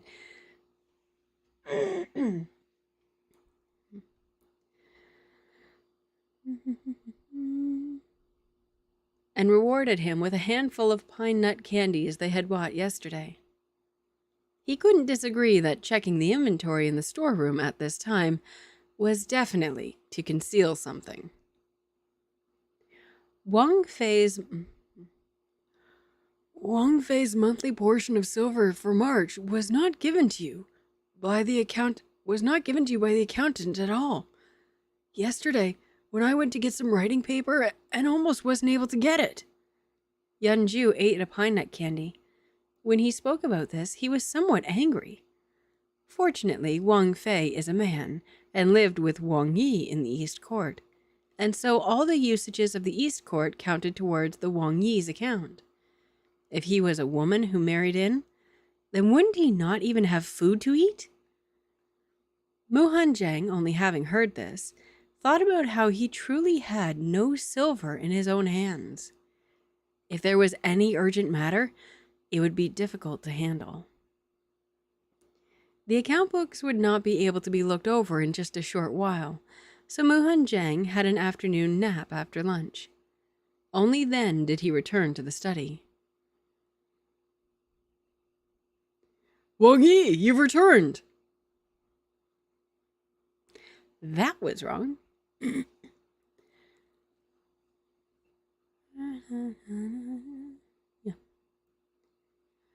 Wang Yi, you've returned. When Mu Hanjiang came out of the bedroom, he bumped into Jing Xiao, who was walking in with quick steps, and almost had a full-on collision with him. Jing Xiao looked straight at him. His eyes were a little red, and he didn't look quite right. After seeing who the person in front of him was, he reached out and grabbed his wrist, turning around and walking out again. Wang Yi? Oh. Mu Hanjiang, who was being pulled by him, staggered and almost fell down. He stumbled his way along as he was pulled to the front courtyard. The servants, one after another, gathered to watch with excitement, whispering about whether the Wang Fei had offended the Wang Yi or not. Jing Xiao did not say a word and pulled Mu Hanjiang up onto a horse, clasping his legs around the horse's abdomen. Xiao He neighed and rushed out as swift as an arrow. The steed galloped on a road going outside of the capital, and Jing Xiao dazedly felt that he seemed to return to that snowy day before his rebirth, when they were fleeing. These few warm and comfortable days allowed him to forget for a while what frame of mind he had when he opened his eyes once more. Mu Hanjiang, who was leaning on his back behind him, sensed the rage in his heart and slowly hugged his waist tight. Feeling the pressure on his waist, Jing Xiao stretched out a hand and gripped his two overlapping hands, madly rushing all the way into his other court in the suburbs of the city. Ignoring the Imperial Guard's cries of surprise in the courtyard, riding Xiao Hai all the way to the practice platform of the martial arts. With a light step, he leapt onto the wooden platform, took out a pike, and not even looking at who was on the stage, attacked the other and started to fight. Wang Yi! Ren Feng, who was currently on the stage demonstrating some movements to his subordinates, was startled. He subconsciously raised his hand and caught the maneuver. When he saw that it was Jing Xiao, he hurriedly retreated 3 steps. Unexpectedly, Jing Xiao directly rushed over. Ren Feng turned and pulled out a long rod blocking the spear pole that hacked down above his head. Jing Xiao seemed as if he was on the battlefield fighting for his life, and after a while he threw Ren Feng, who was afraid of hurting him, off the platform. Without an opponent, he continued to brandish the spear on the platform. The silver-colored handle of the spear seemed like a graceful dragon, slashing traces of silver through the air. Mu Hanjiang frowned, watching the person on the platform who had gone crazy, and in a low voice instructed Ren Feng to leave the place with the others for now. The sun slid down from the top of the mountain to the foot, and the originally gloomy sky began to drizzle with thin drops of rain. Xiao Hai had already been taken to the stable, and the people around the platform had all dispersed. Mu Hanjiang looked at the person on the platform who was still brandishing his silver spear and slowly walked into it. Wang Yi, it's gotten dark. Mu Hanjiang stood on the platform and calmly said with an even tone. Swish, swish. There was no sign of stopping from the actions that slashed through the air. The red tassel on the spear caused droplets of water to go flying in all directions.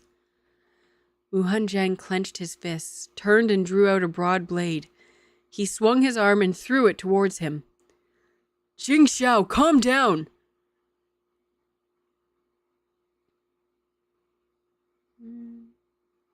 Gong dong! The sound of the collision between the spearhead and the steel knife recalled Jing Xiao's reason. His movements wielding the spear paused for a moment. Jing Xiao looked up at him. Ah! He screamed up at the sky once, leaping up high, the silver spear hacking at the top of the wooden stake, splitting it into many pieces. The silver spear fell to the ground, and blood dripped down Jing Xiao's fingers onto the ground, mixing with the pattering rain, quickly turning it into a diluted red color. Mu Hanjiang ran over and clasped his right hand. The web between his thumb and forefinger had been split, and blood blisters had also appeared on his palm, due to the friction between his skin and the spear. He fished out a handkerchief from his sleeve and pressed it to the wound that wouldn't stop bleeding. Jing Xiao raised his head up to the sky, ran a hand. The rain fell into his eyes and slipped down his cheeks. Jinqing, they caused the death of my imperial mother. My imperial mother, Jing Xiao whispered. His voice was not loud at all, only like a murmur. But Mu Hanjiang nevertheless heard it clearly. The Jing Xiao that had used up all of his strength slipped to the ground, and Mu Hanjiang crouched down and slowly hugged him to his chest. Xiao, what happened? Jinqing.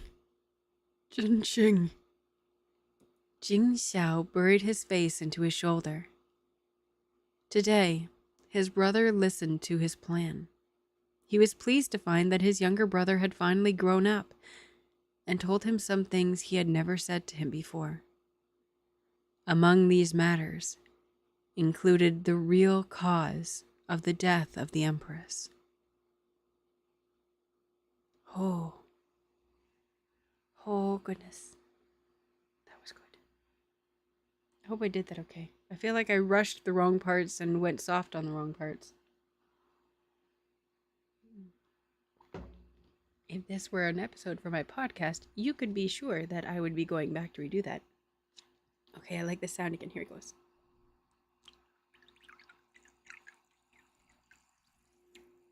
Oh, it's not as fizzy as last time because it's been out.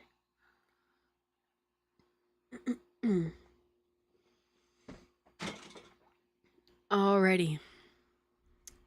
Are we ready to go on to chapter 16? I feel like we are. Wow, I need to hydrate. Whew. So in that title, when it said it's a problem between the master, or the prince and the princess, are they talking about Mu Hanjiang as the princess? That just seems weird to me. Although technically, I guess that is probably right, but seems odd. Okay. Moving right along. Chapter 16. Short of money. Can you lend me 100 taels of silver? In the courtyard, where the rain poured for 2 hours, Jing Xiao did not speak and did not move. Mu Hanjiang quietly accompanied him, hugging him as they sat in the rain for 2 hours, waiting for him to calm down. Only after that did he drag him into the house to bathe and change clothes. Although Jing Xiao used his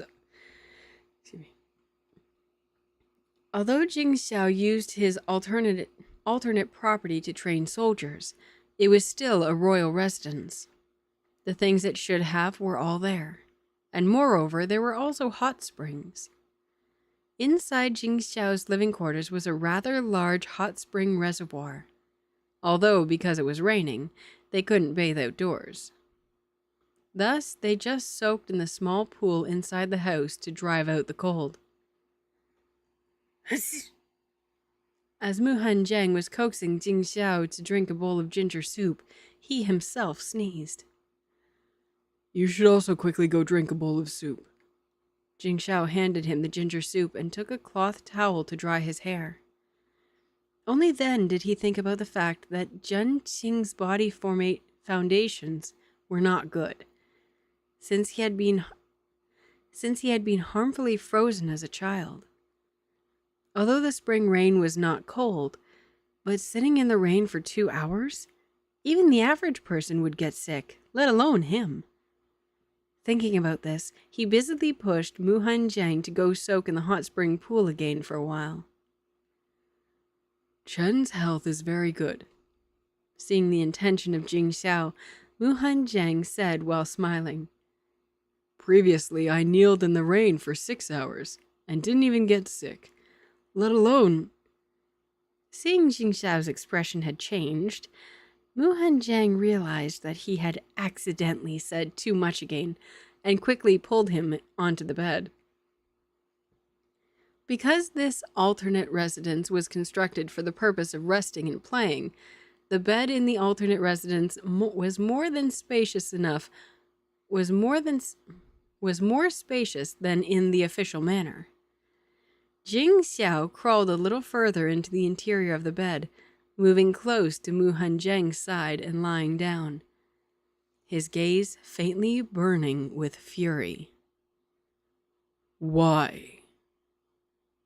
At that time, my wet nurse committed a crime. I did it in order to protect her.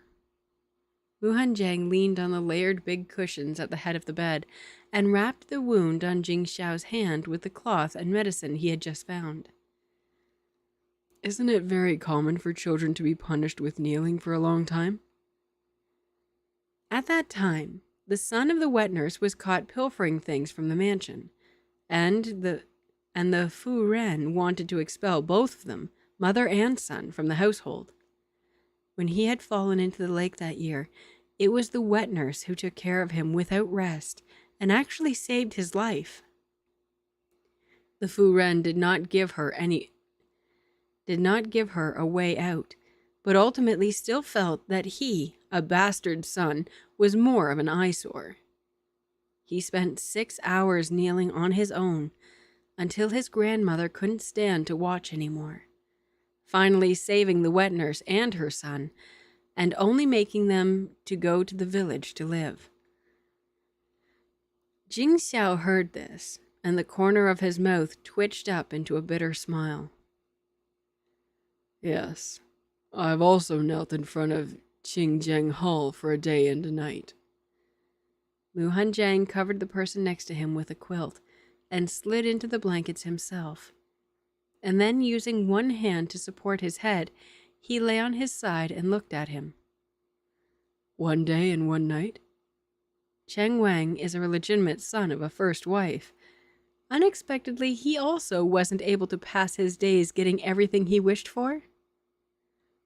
At that time, I insisted on going to the military camps. Imperial Father said that I could kneel in front of the Qingjing Hall for 24 hours, then he would let me go. Jing Xiao mockingly laughed at himself. Without Imperial Mother protecting us, my brother and I's lives in the palace wouldn't even be as good as that of the elder prince and the favored concubine had.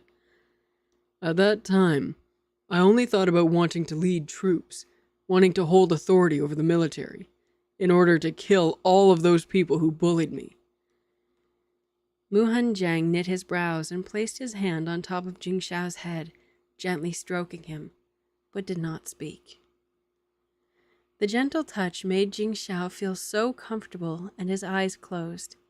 He took a deep breath and smelled the faint fragrance of ginseng, which gradually calmed down his angry state of mind. When I was a child, Imperial Mother would personally make clothing for me, and also make especially delicious osmanthus cake. I ruined her favorite orchids, and she gave me a beating. I still hadn't started crying yet, and she started crying first. She hugged me while asking if I'm hurt. As he talked, Jing Xiao's eyes grew moist. Real men do not cry tears easily, merely because they have not yet come across a point in which they were deeply hurt. An unyielding person like Jing Xiao, when he let his tears flow, it increasingly caused others to feel sorry for him.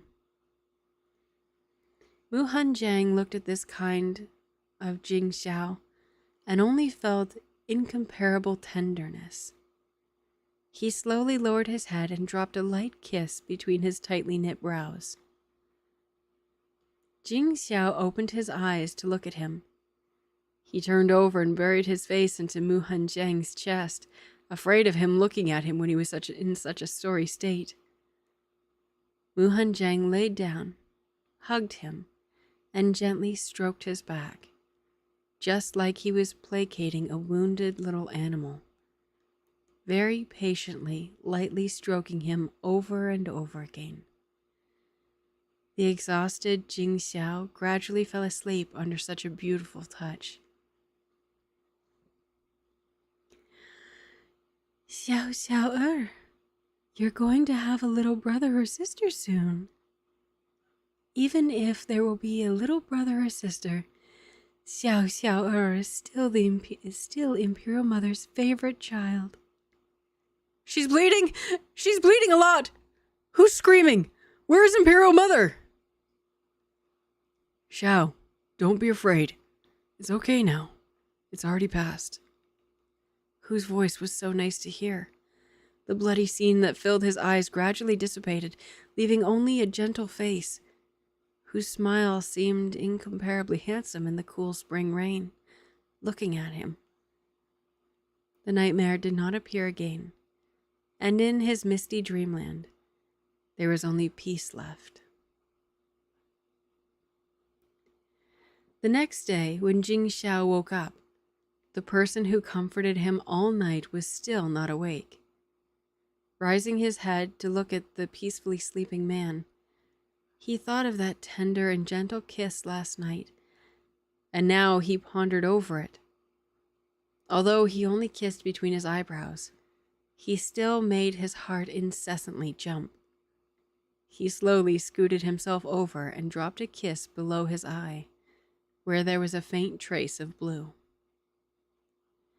Mu Hanjiang slowly opened his eyes and saw a handsome face that was almost within reach. As a result, he was absent-minded for a moment before he became clear-headed. Wang Yi. I said it before, in private. In private, you are not allowed to call me Wang Yi. Every time you do, I will punish you with one kiss. Jing Xiao discontentedly placed a heavy kiss on his lips. Mu Hanjiang received his punishment while blushing red. How come this person was so persistent about names? But just calling one word Xiao is quite awkward, and you also don't have a courtesy name. Then, do you have a childhood nickname? Imperial Mother and elder brother call me Xiao Xiao. A certain Wang Yi provided his childhood nickname with rather thick skin. Hearing this sticky and intimate name, it caused him to get chills. Mu Hanjiang's mouth twitched. He turned away and lightly laughed. Oh, just a sec. I guess there's a special meaning to it. Let me just make sure. Well, that's not what I wanted, but it's there. So let me just pull this over here. Just pull this up. Where is it? This is.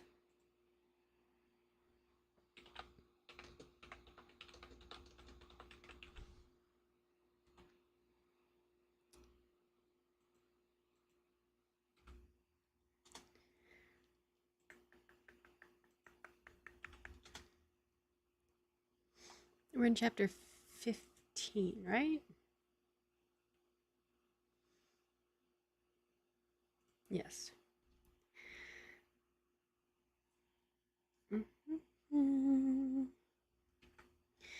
Okay. Thick skin. Let's look over that. Oops. I hate it when it does that. Oh, is this? Oh. Oh. Okay, just a sec. It's on my phone, isn't it?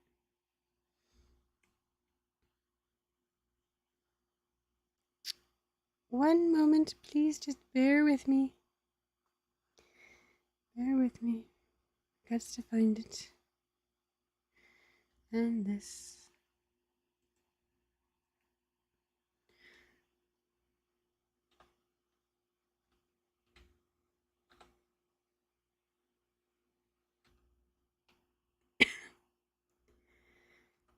If anyone is tuning in right now, I am logging in. Give me just a moment here. There we go. I just need this one chapter anyways. Curl, find. Thick-skinned. Okay. The xiao xiao Mu Hanjiang uses means little spoon, as the xiao meaning spoon is a homophone. Both are a second tone, so I don't know what those means. For Jing Xiao's xiao, which alludes to excellence or harmonious music. Okay. So that is cute. That's really cute.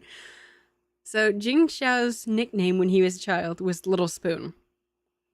Xiao Xiao, Little Spoon. But Jing Xiao's, like the Xiao in Jing Xiao's actual name, means excellence or harmonious music, that type of thing. So that's really stinking cute. That's why Mu Hanjiang is laughing at him. Because he had an adorable ass nickname for such an angry child. Oh, man. I wish I could afford a new rigger so that every time I put my head down, it doesn't look like it's frowning, because that really bothers me. I'm not frowning. I'm just looking down. Shrek, I'm looking down. Okay. We're back. Okay, so that's why Mu Hanjiang's laughing at him with rather thick skin. Hearing this sticky and intimate name, it caused him to get chills. Mu Hanjiang's mouth twitched. He turned away and lightly laughed. Xiao Xiao, this name is really not bad. It's Xiao Xiao Jing Xiao resentfully exclaimed. Xiao Xiao. Then I will call you that from now on. Mu Hanjiang patted his head and began to get dressed without another glance. Jing Xiao's eyes widened. Is he being teased by his Wang Fei? I love it. I love that Mu Hanjiang, he feels safe now in this relationship and with his husband, that he's like, he trusts that he's allowed to tease and to joke around and to be free with him. It's so cute. When Jing Xiao returned to his palace, he was stopped by steward Yun, asking him to deal with the consequences of yesterday's incident in the city when they were rushing through on the horse. Mu Hanjiang unhelpfully returned to the East Court to make up for his lost sleep.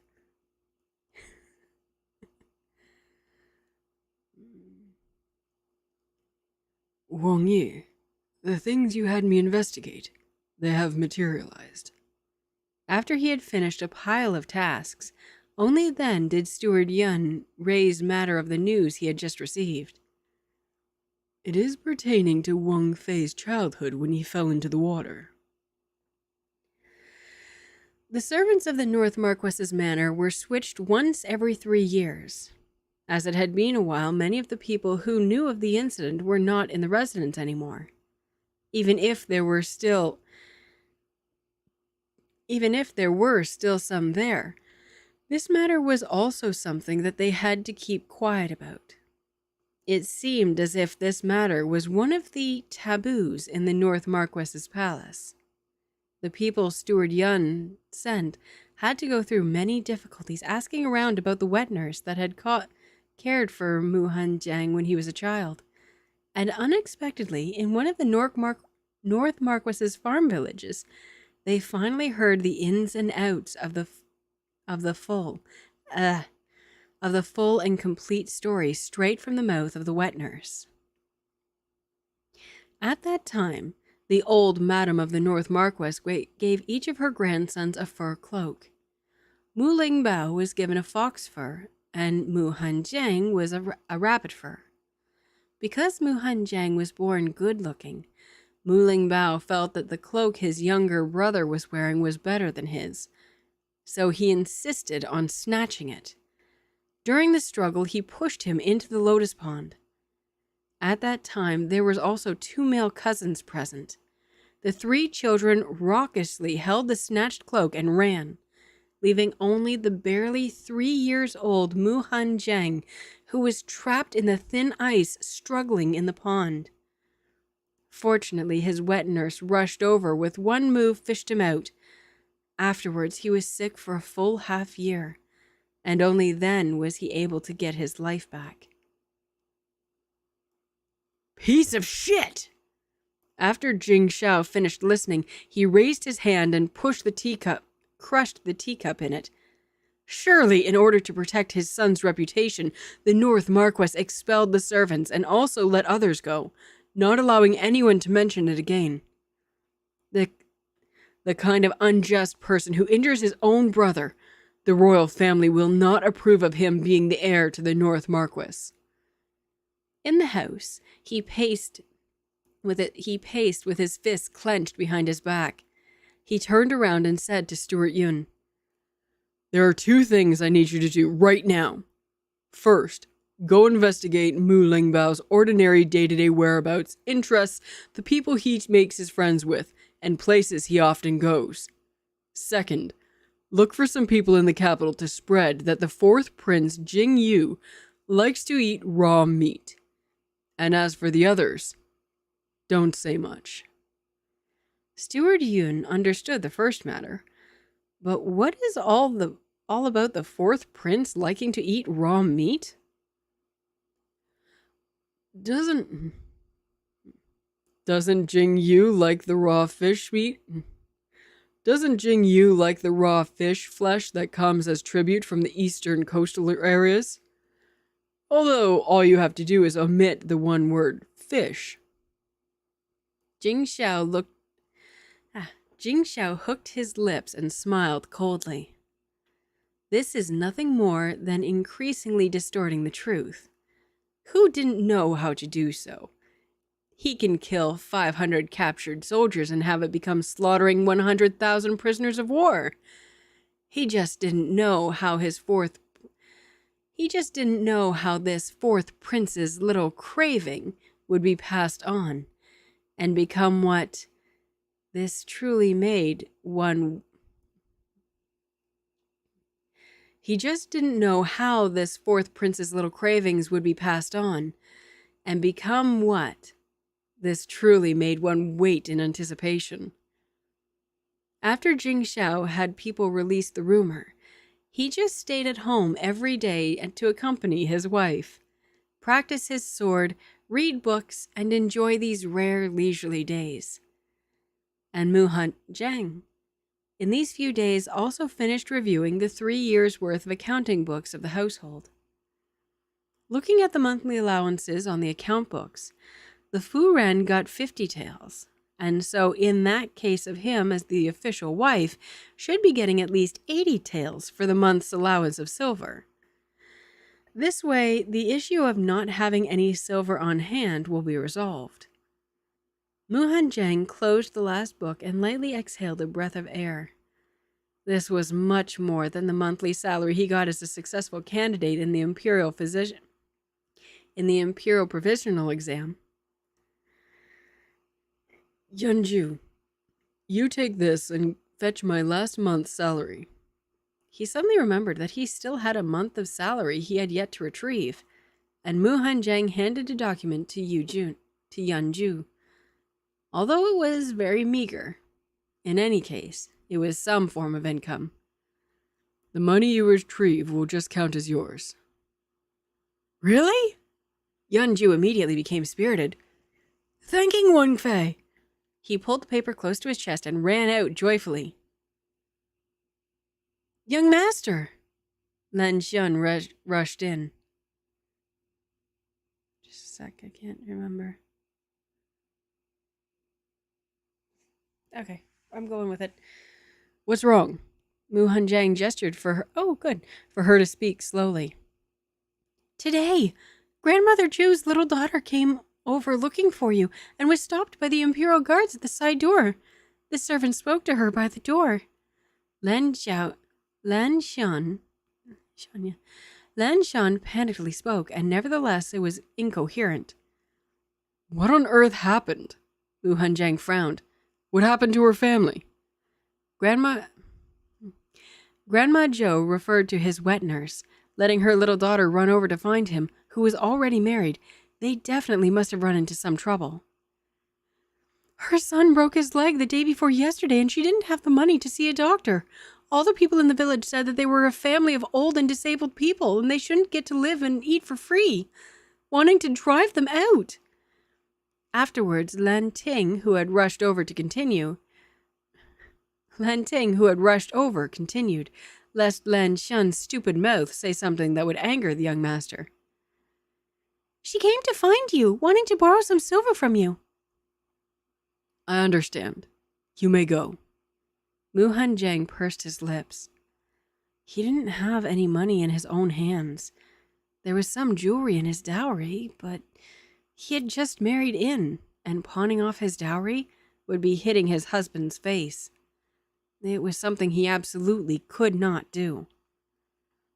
In the garden, Jing Xiao was dressed in white exercise clothing from head to toe, and a long sword danced naturally like flowing water. After he finished a set of sword exercises, Jing Xiao began to put things away, and just happened to see his own Wang Fei standing to the side of the rockery. He threw the sword to a servant girl on the side with one movement, and while taking a cloth towel to wipe his sweat, he walked to Mu Zhang's side, and seeing his appearance of wanting to say something but hesitating, he lightly smiled and asked, Jinjing, is there something the matter? Mu Zhang pursed his lips and lowered his eyes, quietly asking, Can you lend me 100 taels? I kind of want to do one more. I don't know. I think I can do one more.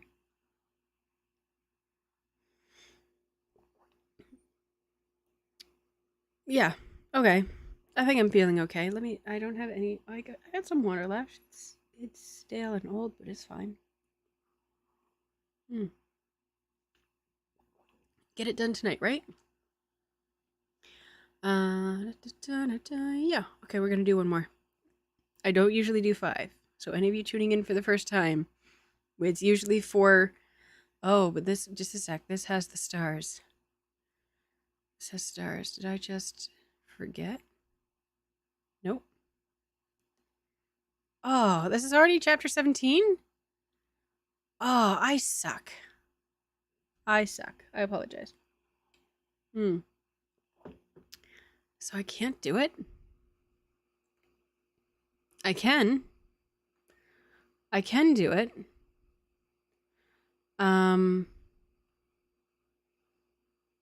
It will just not be shown. So if that's okay, it wouldn't be on here. It'd be on the site that I get it from. Let me just see here. Oh, I gotta type that shit in again. Yep. Oh, good, it's already done. Whoa, that's handy.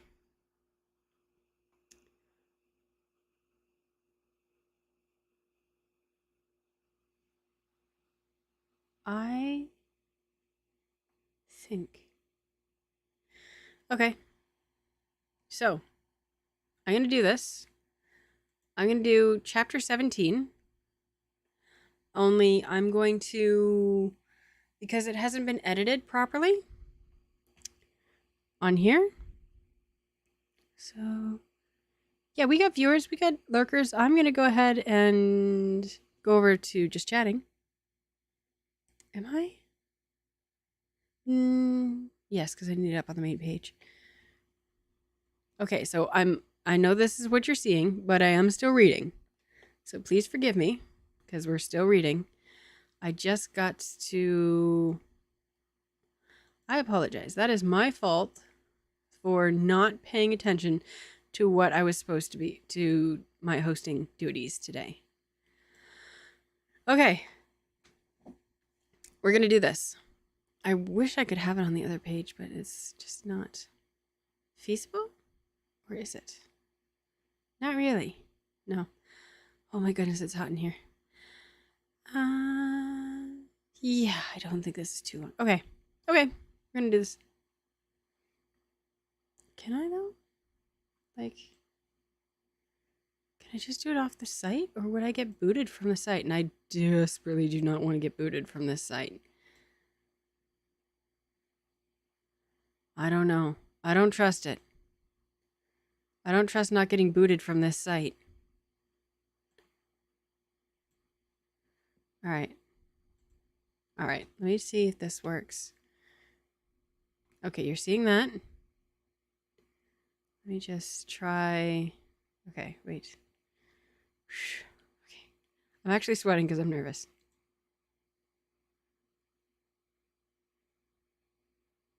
Doesn't matter. It completely does not matter. All right.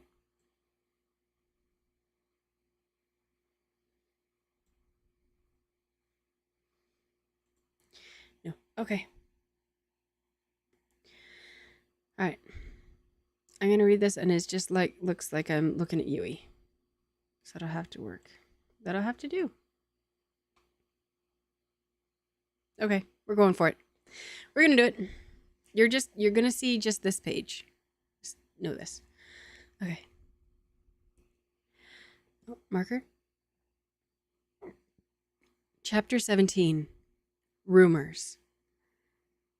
There are rumors recently that the fourth prince likes to eat human flesh. That went in a really... that went in a far off direction. Only after Jing Xiao was blanked... Only after Jing Xiao has blanked out for half a day did he react to the fact that his Wang Fei was asking to borrow money from him. He couldn't help but knit his brows. He pulled Muhan Zhang to go into the study in the Listening Wind Pavilion. He took out a small ebony box with golden designs on it and gave it to him. You take these first. If it's not enough, come tell me again.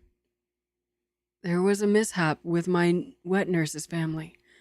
I don't have any money on hand. Muhan Zhang lowered his head. When the taxes are received from my village, I will return it to you. As he spoke, he opened the small box.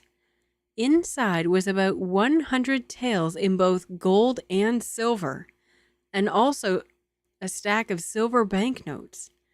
each one for 1,000 taels, and in total there were 5.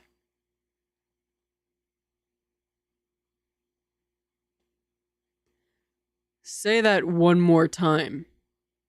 Jing Xiao, hearing this, slowly walked up, emitting an air of anger, reached out and pinched the chin of Mu Hanjiang, forcing him to look at himself. Mu Hanjiang was startled, staring woodenly at Jing Xiao, who had lost his temper, and realized that it was wrong to speak about returning money in front of his husband. He licked his lips and said, "My village's harvest is not good. These 5,000 taels, I'm afraid I won't be able to return it in 10 or 20 years. This was clearly an excuse to go back on his word and not return the money. Yet Jing Xiao's mood strangely got better, but he still pinched his chin and turned his face a few times. If you have something you need, then come find me. It's my responsibility to support you anyway." After hearing that, he kissed the lips that had been pursed just a moment ago, and radiating vitality, went out to continue practicing his sword. Mu Hanjiang looked at the ebony box in his hands and lightly sighed. Taking out 100 taels, he had Lan Ting bring an imperial guard with her and go to the farm village. And Mu Hanjiang looked at this rather generous pocket money, and his thoughts began to flow. The property that was given to him by the North Marquis's family was not a wasteland, but they were fields that yielded poor harvests. Not even one of the shops that could be found in the capital could be found here. Mu Hanjiang's birth mother was born a merchant's daughter, although he hadn't been able to learn it as well as his mother.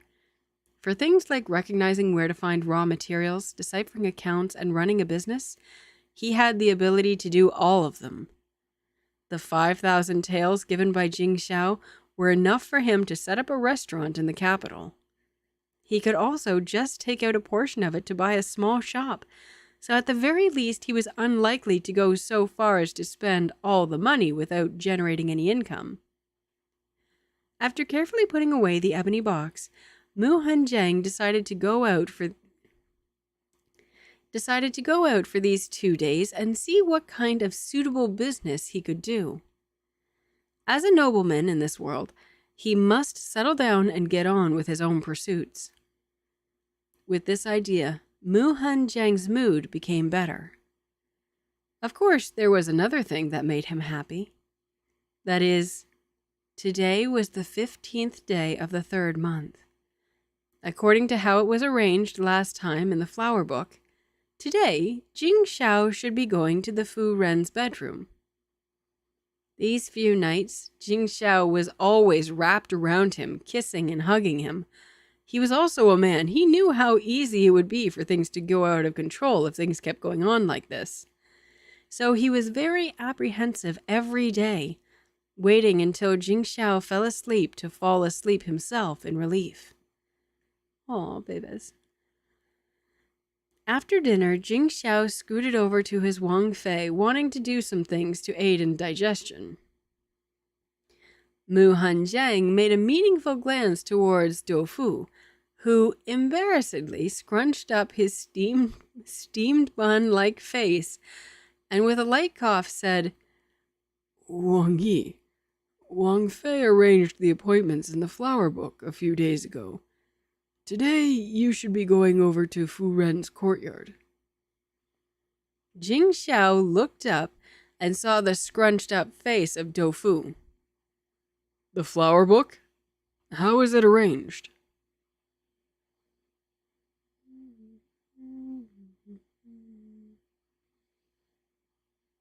There it is.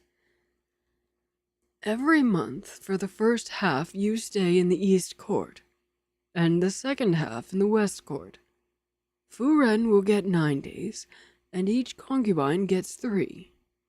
Mu Hanjiang took out the flower book for him to see.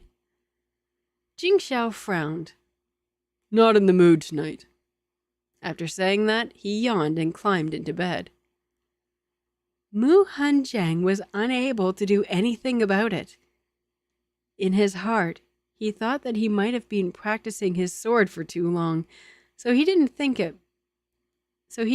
too much. After reading a book for some time, he went to bed. Who would have imagined that once he got in, he would be pressed down under Jingxiao with a flip of his body? Wang Yi. Mu Hanjiang's body immediately tensed up.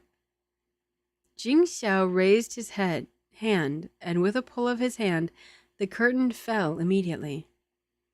Mu Hanjiang became even more nervous, both his hands pushing away Jingxiao's shoulders. Didn't this person say that he was not in the mood tonight?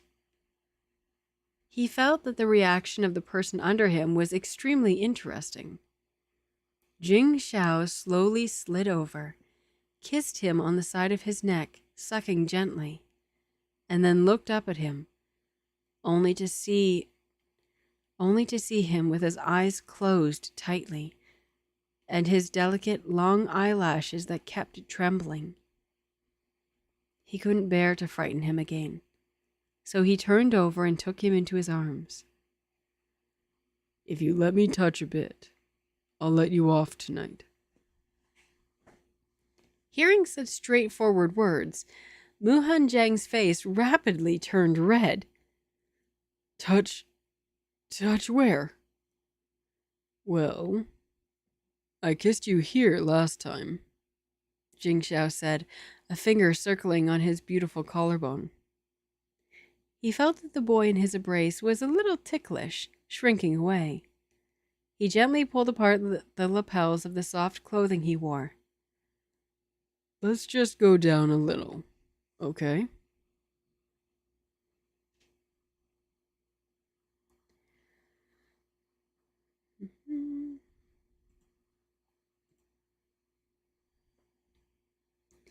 Mu Hanjiang bit his lower lip, distressed, not knowing how to answer. Jingxiao conveniently took it as him tacitly agreeing, elatedly using his wolf paws to reach into the lapels of the other's clothes. Using big and lightly calloused hands, he gently stroked the snowy chest. Jingxiao sighed at how nice the skin felt under his hands, and, at the same time, felt clearly the location of two little beans. Ooh! Mu Hanjiang's back faced Jingxiao, and he tightly grasped the bed sheets with one hand, letting that hand wander around on his own body until two fingers suddenly pinched a small bean. Don't! A burst of tingling sensations exploded through his body centered around that one point. His body trembled uncontrollably, and he finally couldn't help but press down that misbehaving hand. Regarding just touching a bit, becoming pinching, Jingxiao did not show any embarrassment at having been caught. He smiled and kissed the forehead of the person in his arms, who was beginning to perspire, covered him with the quilt, and gathered him into his arms, very happily drifting off to sleep after rubbing against him a few times. Again, that whenever it says rubbing, imagine a cat like nuzzling his head, like nuzzling him again. That's what they mean. And like this, continuously for a few days, every night, if Jingxiao was not tired, then it was too late. Either way, the final result was that he would stay the night in the East Court. Mu Hanjiang guessed that Jingxiao perhaps did not like Madame Song, so he did not urge him. Just considered giving the two other concubines a few more days next month. Originally, on the 18th of the third month, Jingxiao would have to return to court, but he wrote a letter and extended it for a few more days. So on the morning of the 12th day of the third month, His Highness Cheng Guang was still sleeping soundly on his wife's bed. Awakening early in the morning regarding the big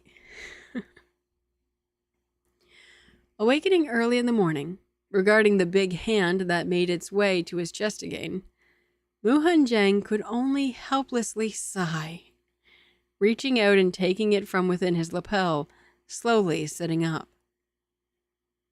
The Jing Xiao, who had been moved, dazedly reached out his hand and felt around, hugging the waist of the other, rubbing close, then closing his eyes to continue to sleep. Don't you have to go to another court today? Still not getting up? Mu Hanjiang helplessly nudged him a few times. Don't worry, Jing Xiao muttered, burying his face into the other's waist. You'll have to go to the morning court tomorrow. It's still better to finish dealing with things today. Mu Hanjiang looked at the one ear he revealed and couldn't help but reach out his hand and tug at it. The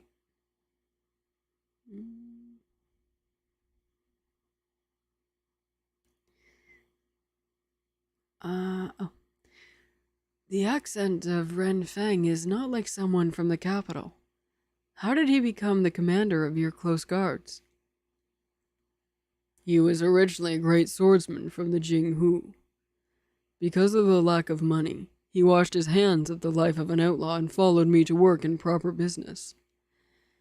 Jing Xiao opened his eyes and lay flat on the bed. Jing He? Like those great heroes in the legends and novels? That kind of thing actually really exists? Mu Hanjiang, after hearing these words, could not help but be curious. The Jing He really does exist, but it is not as exaggerated as in the books. Jing Xiao rolled over out of the bed and stretched. Next time I will take you to go see those heroes in the Jing He. He was preparing to have Ren Feng begin to recruit capable people in the Jing He to become soldiers.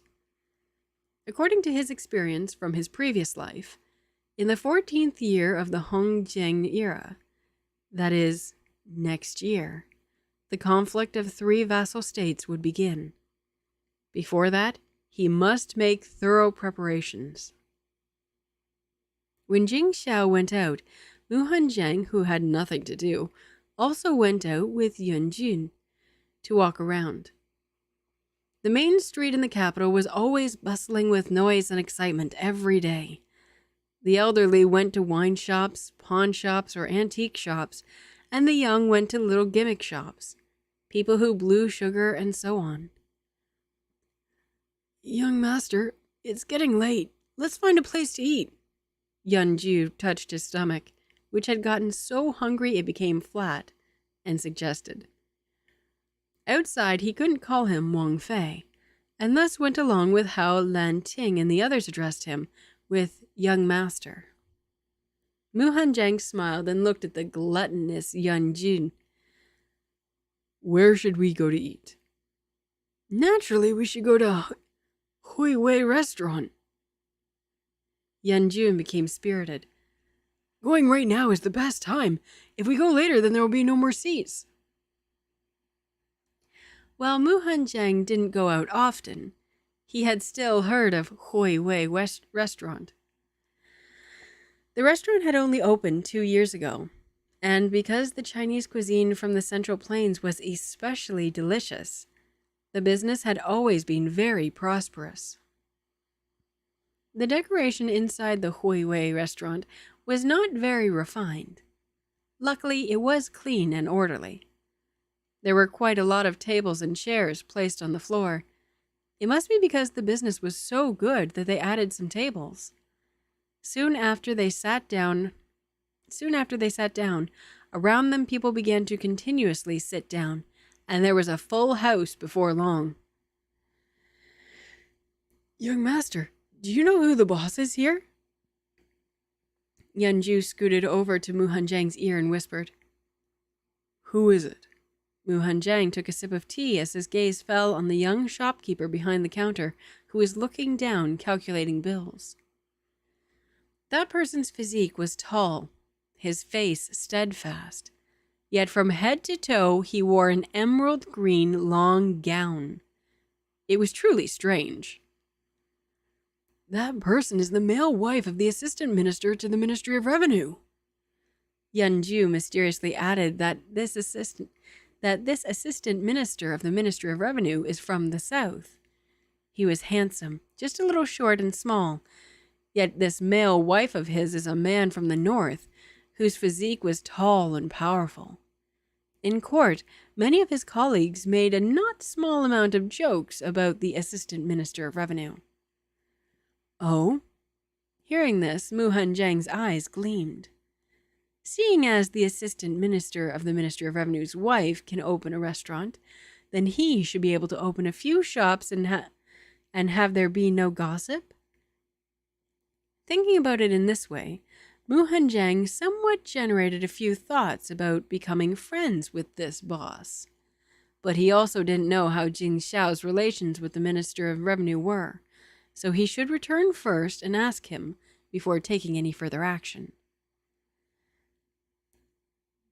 Hey, have you heard? Recently, some people have heard that the fourth prince likes to eat human flesh. Someone from the neighboring table said in a low voice to his companions. That's so disgusting. I heard that he likes to eat... Oh, gross. Oh, it's so gross. Oh, it's so gross.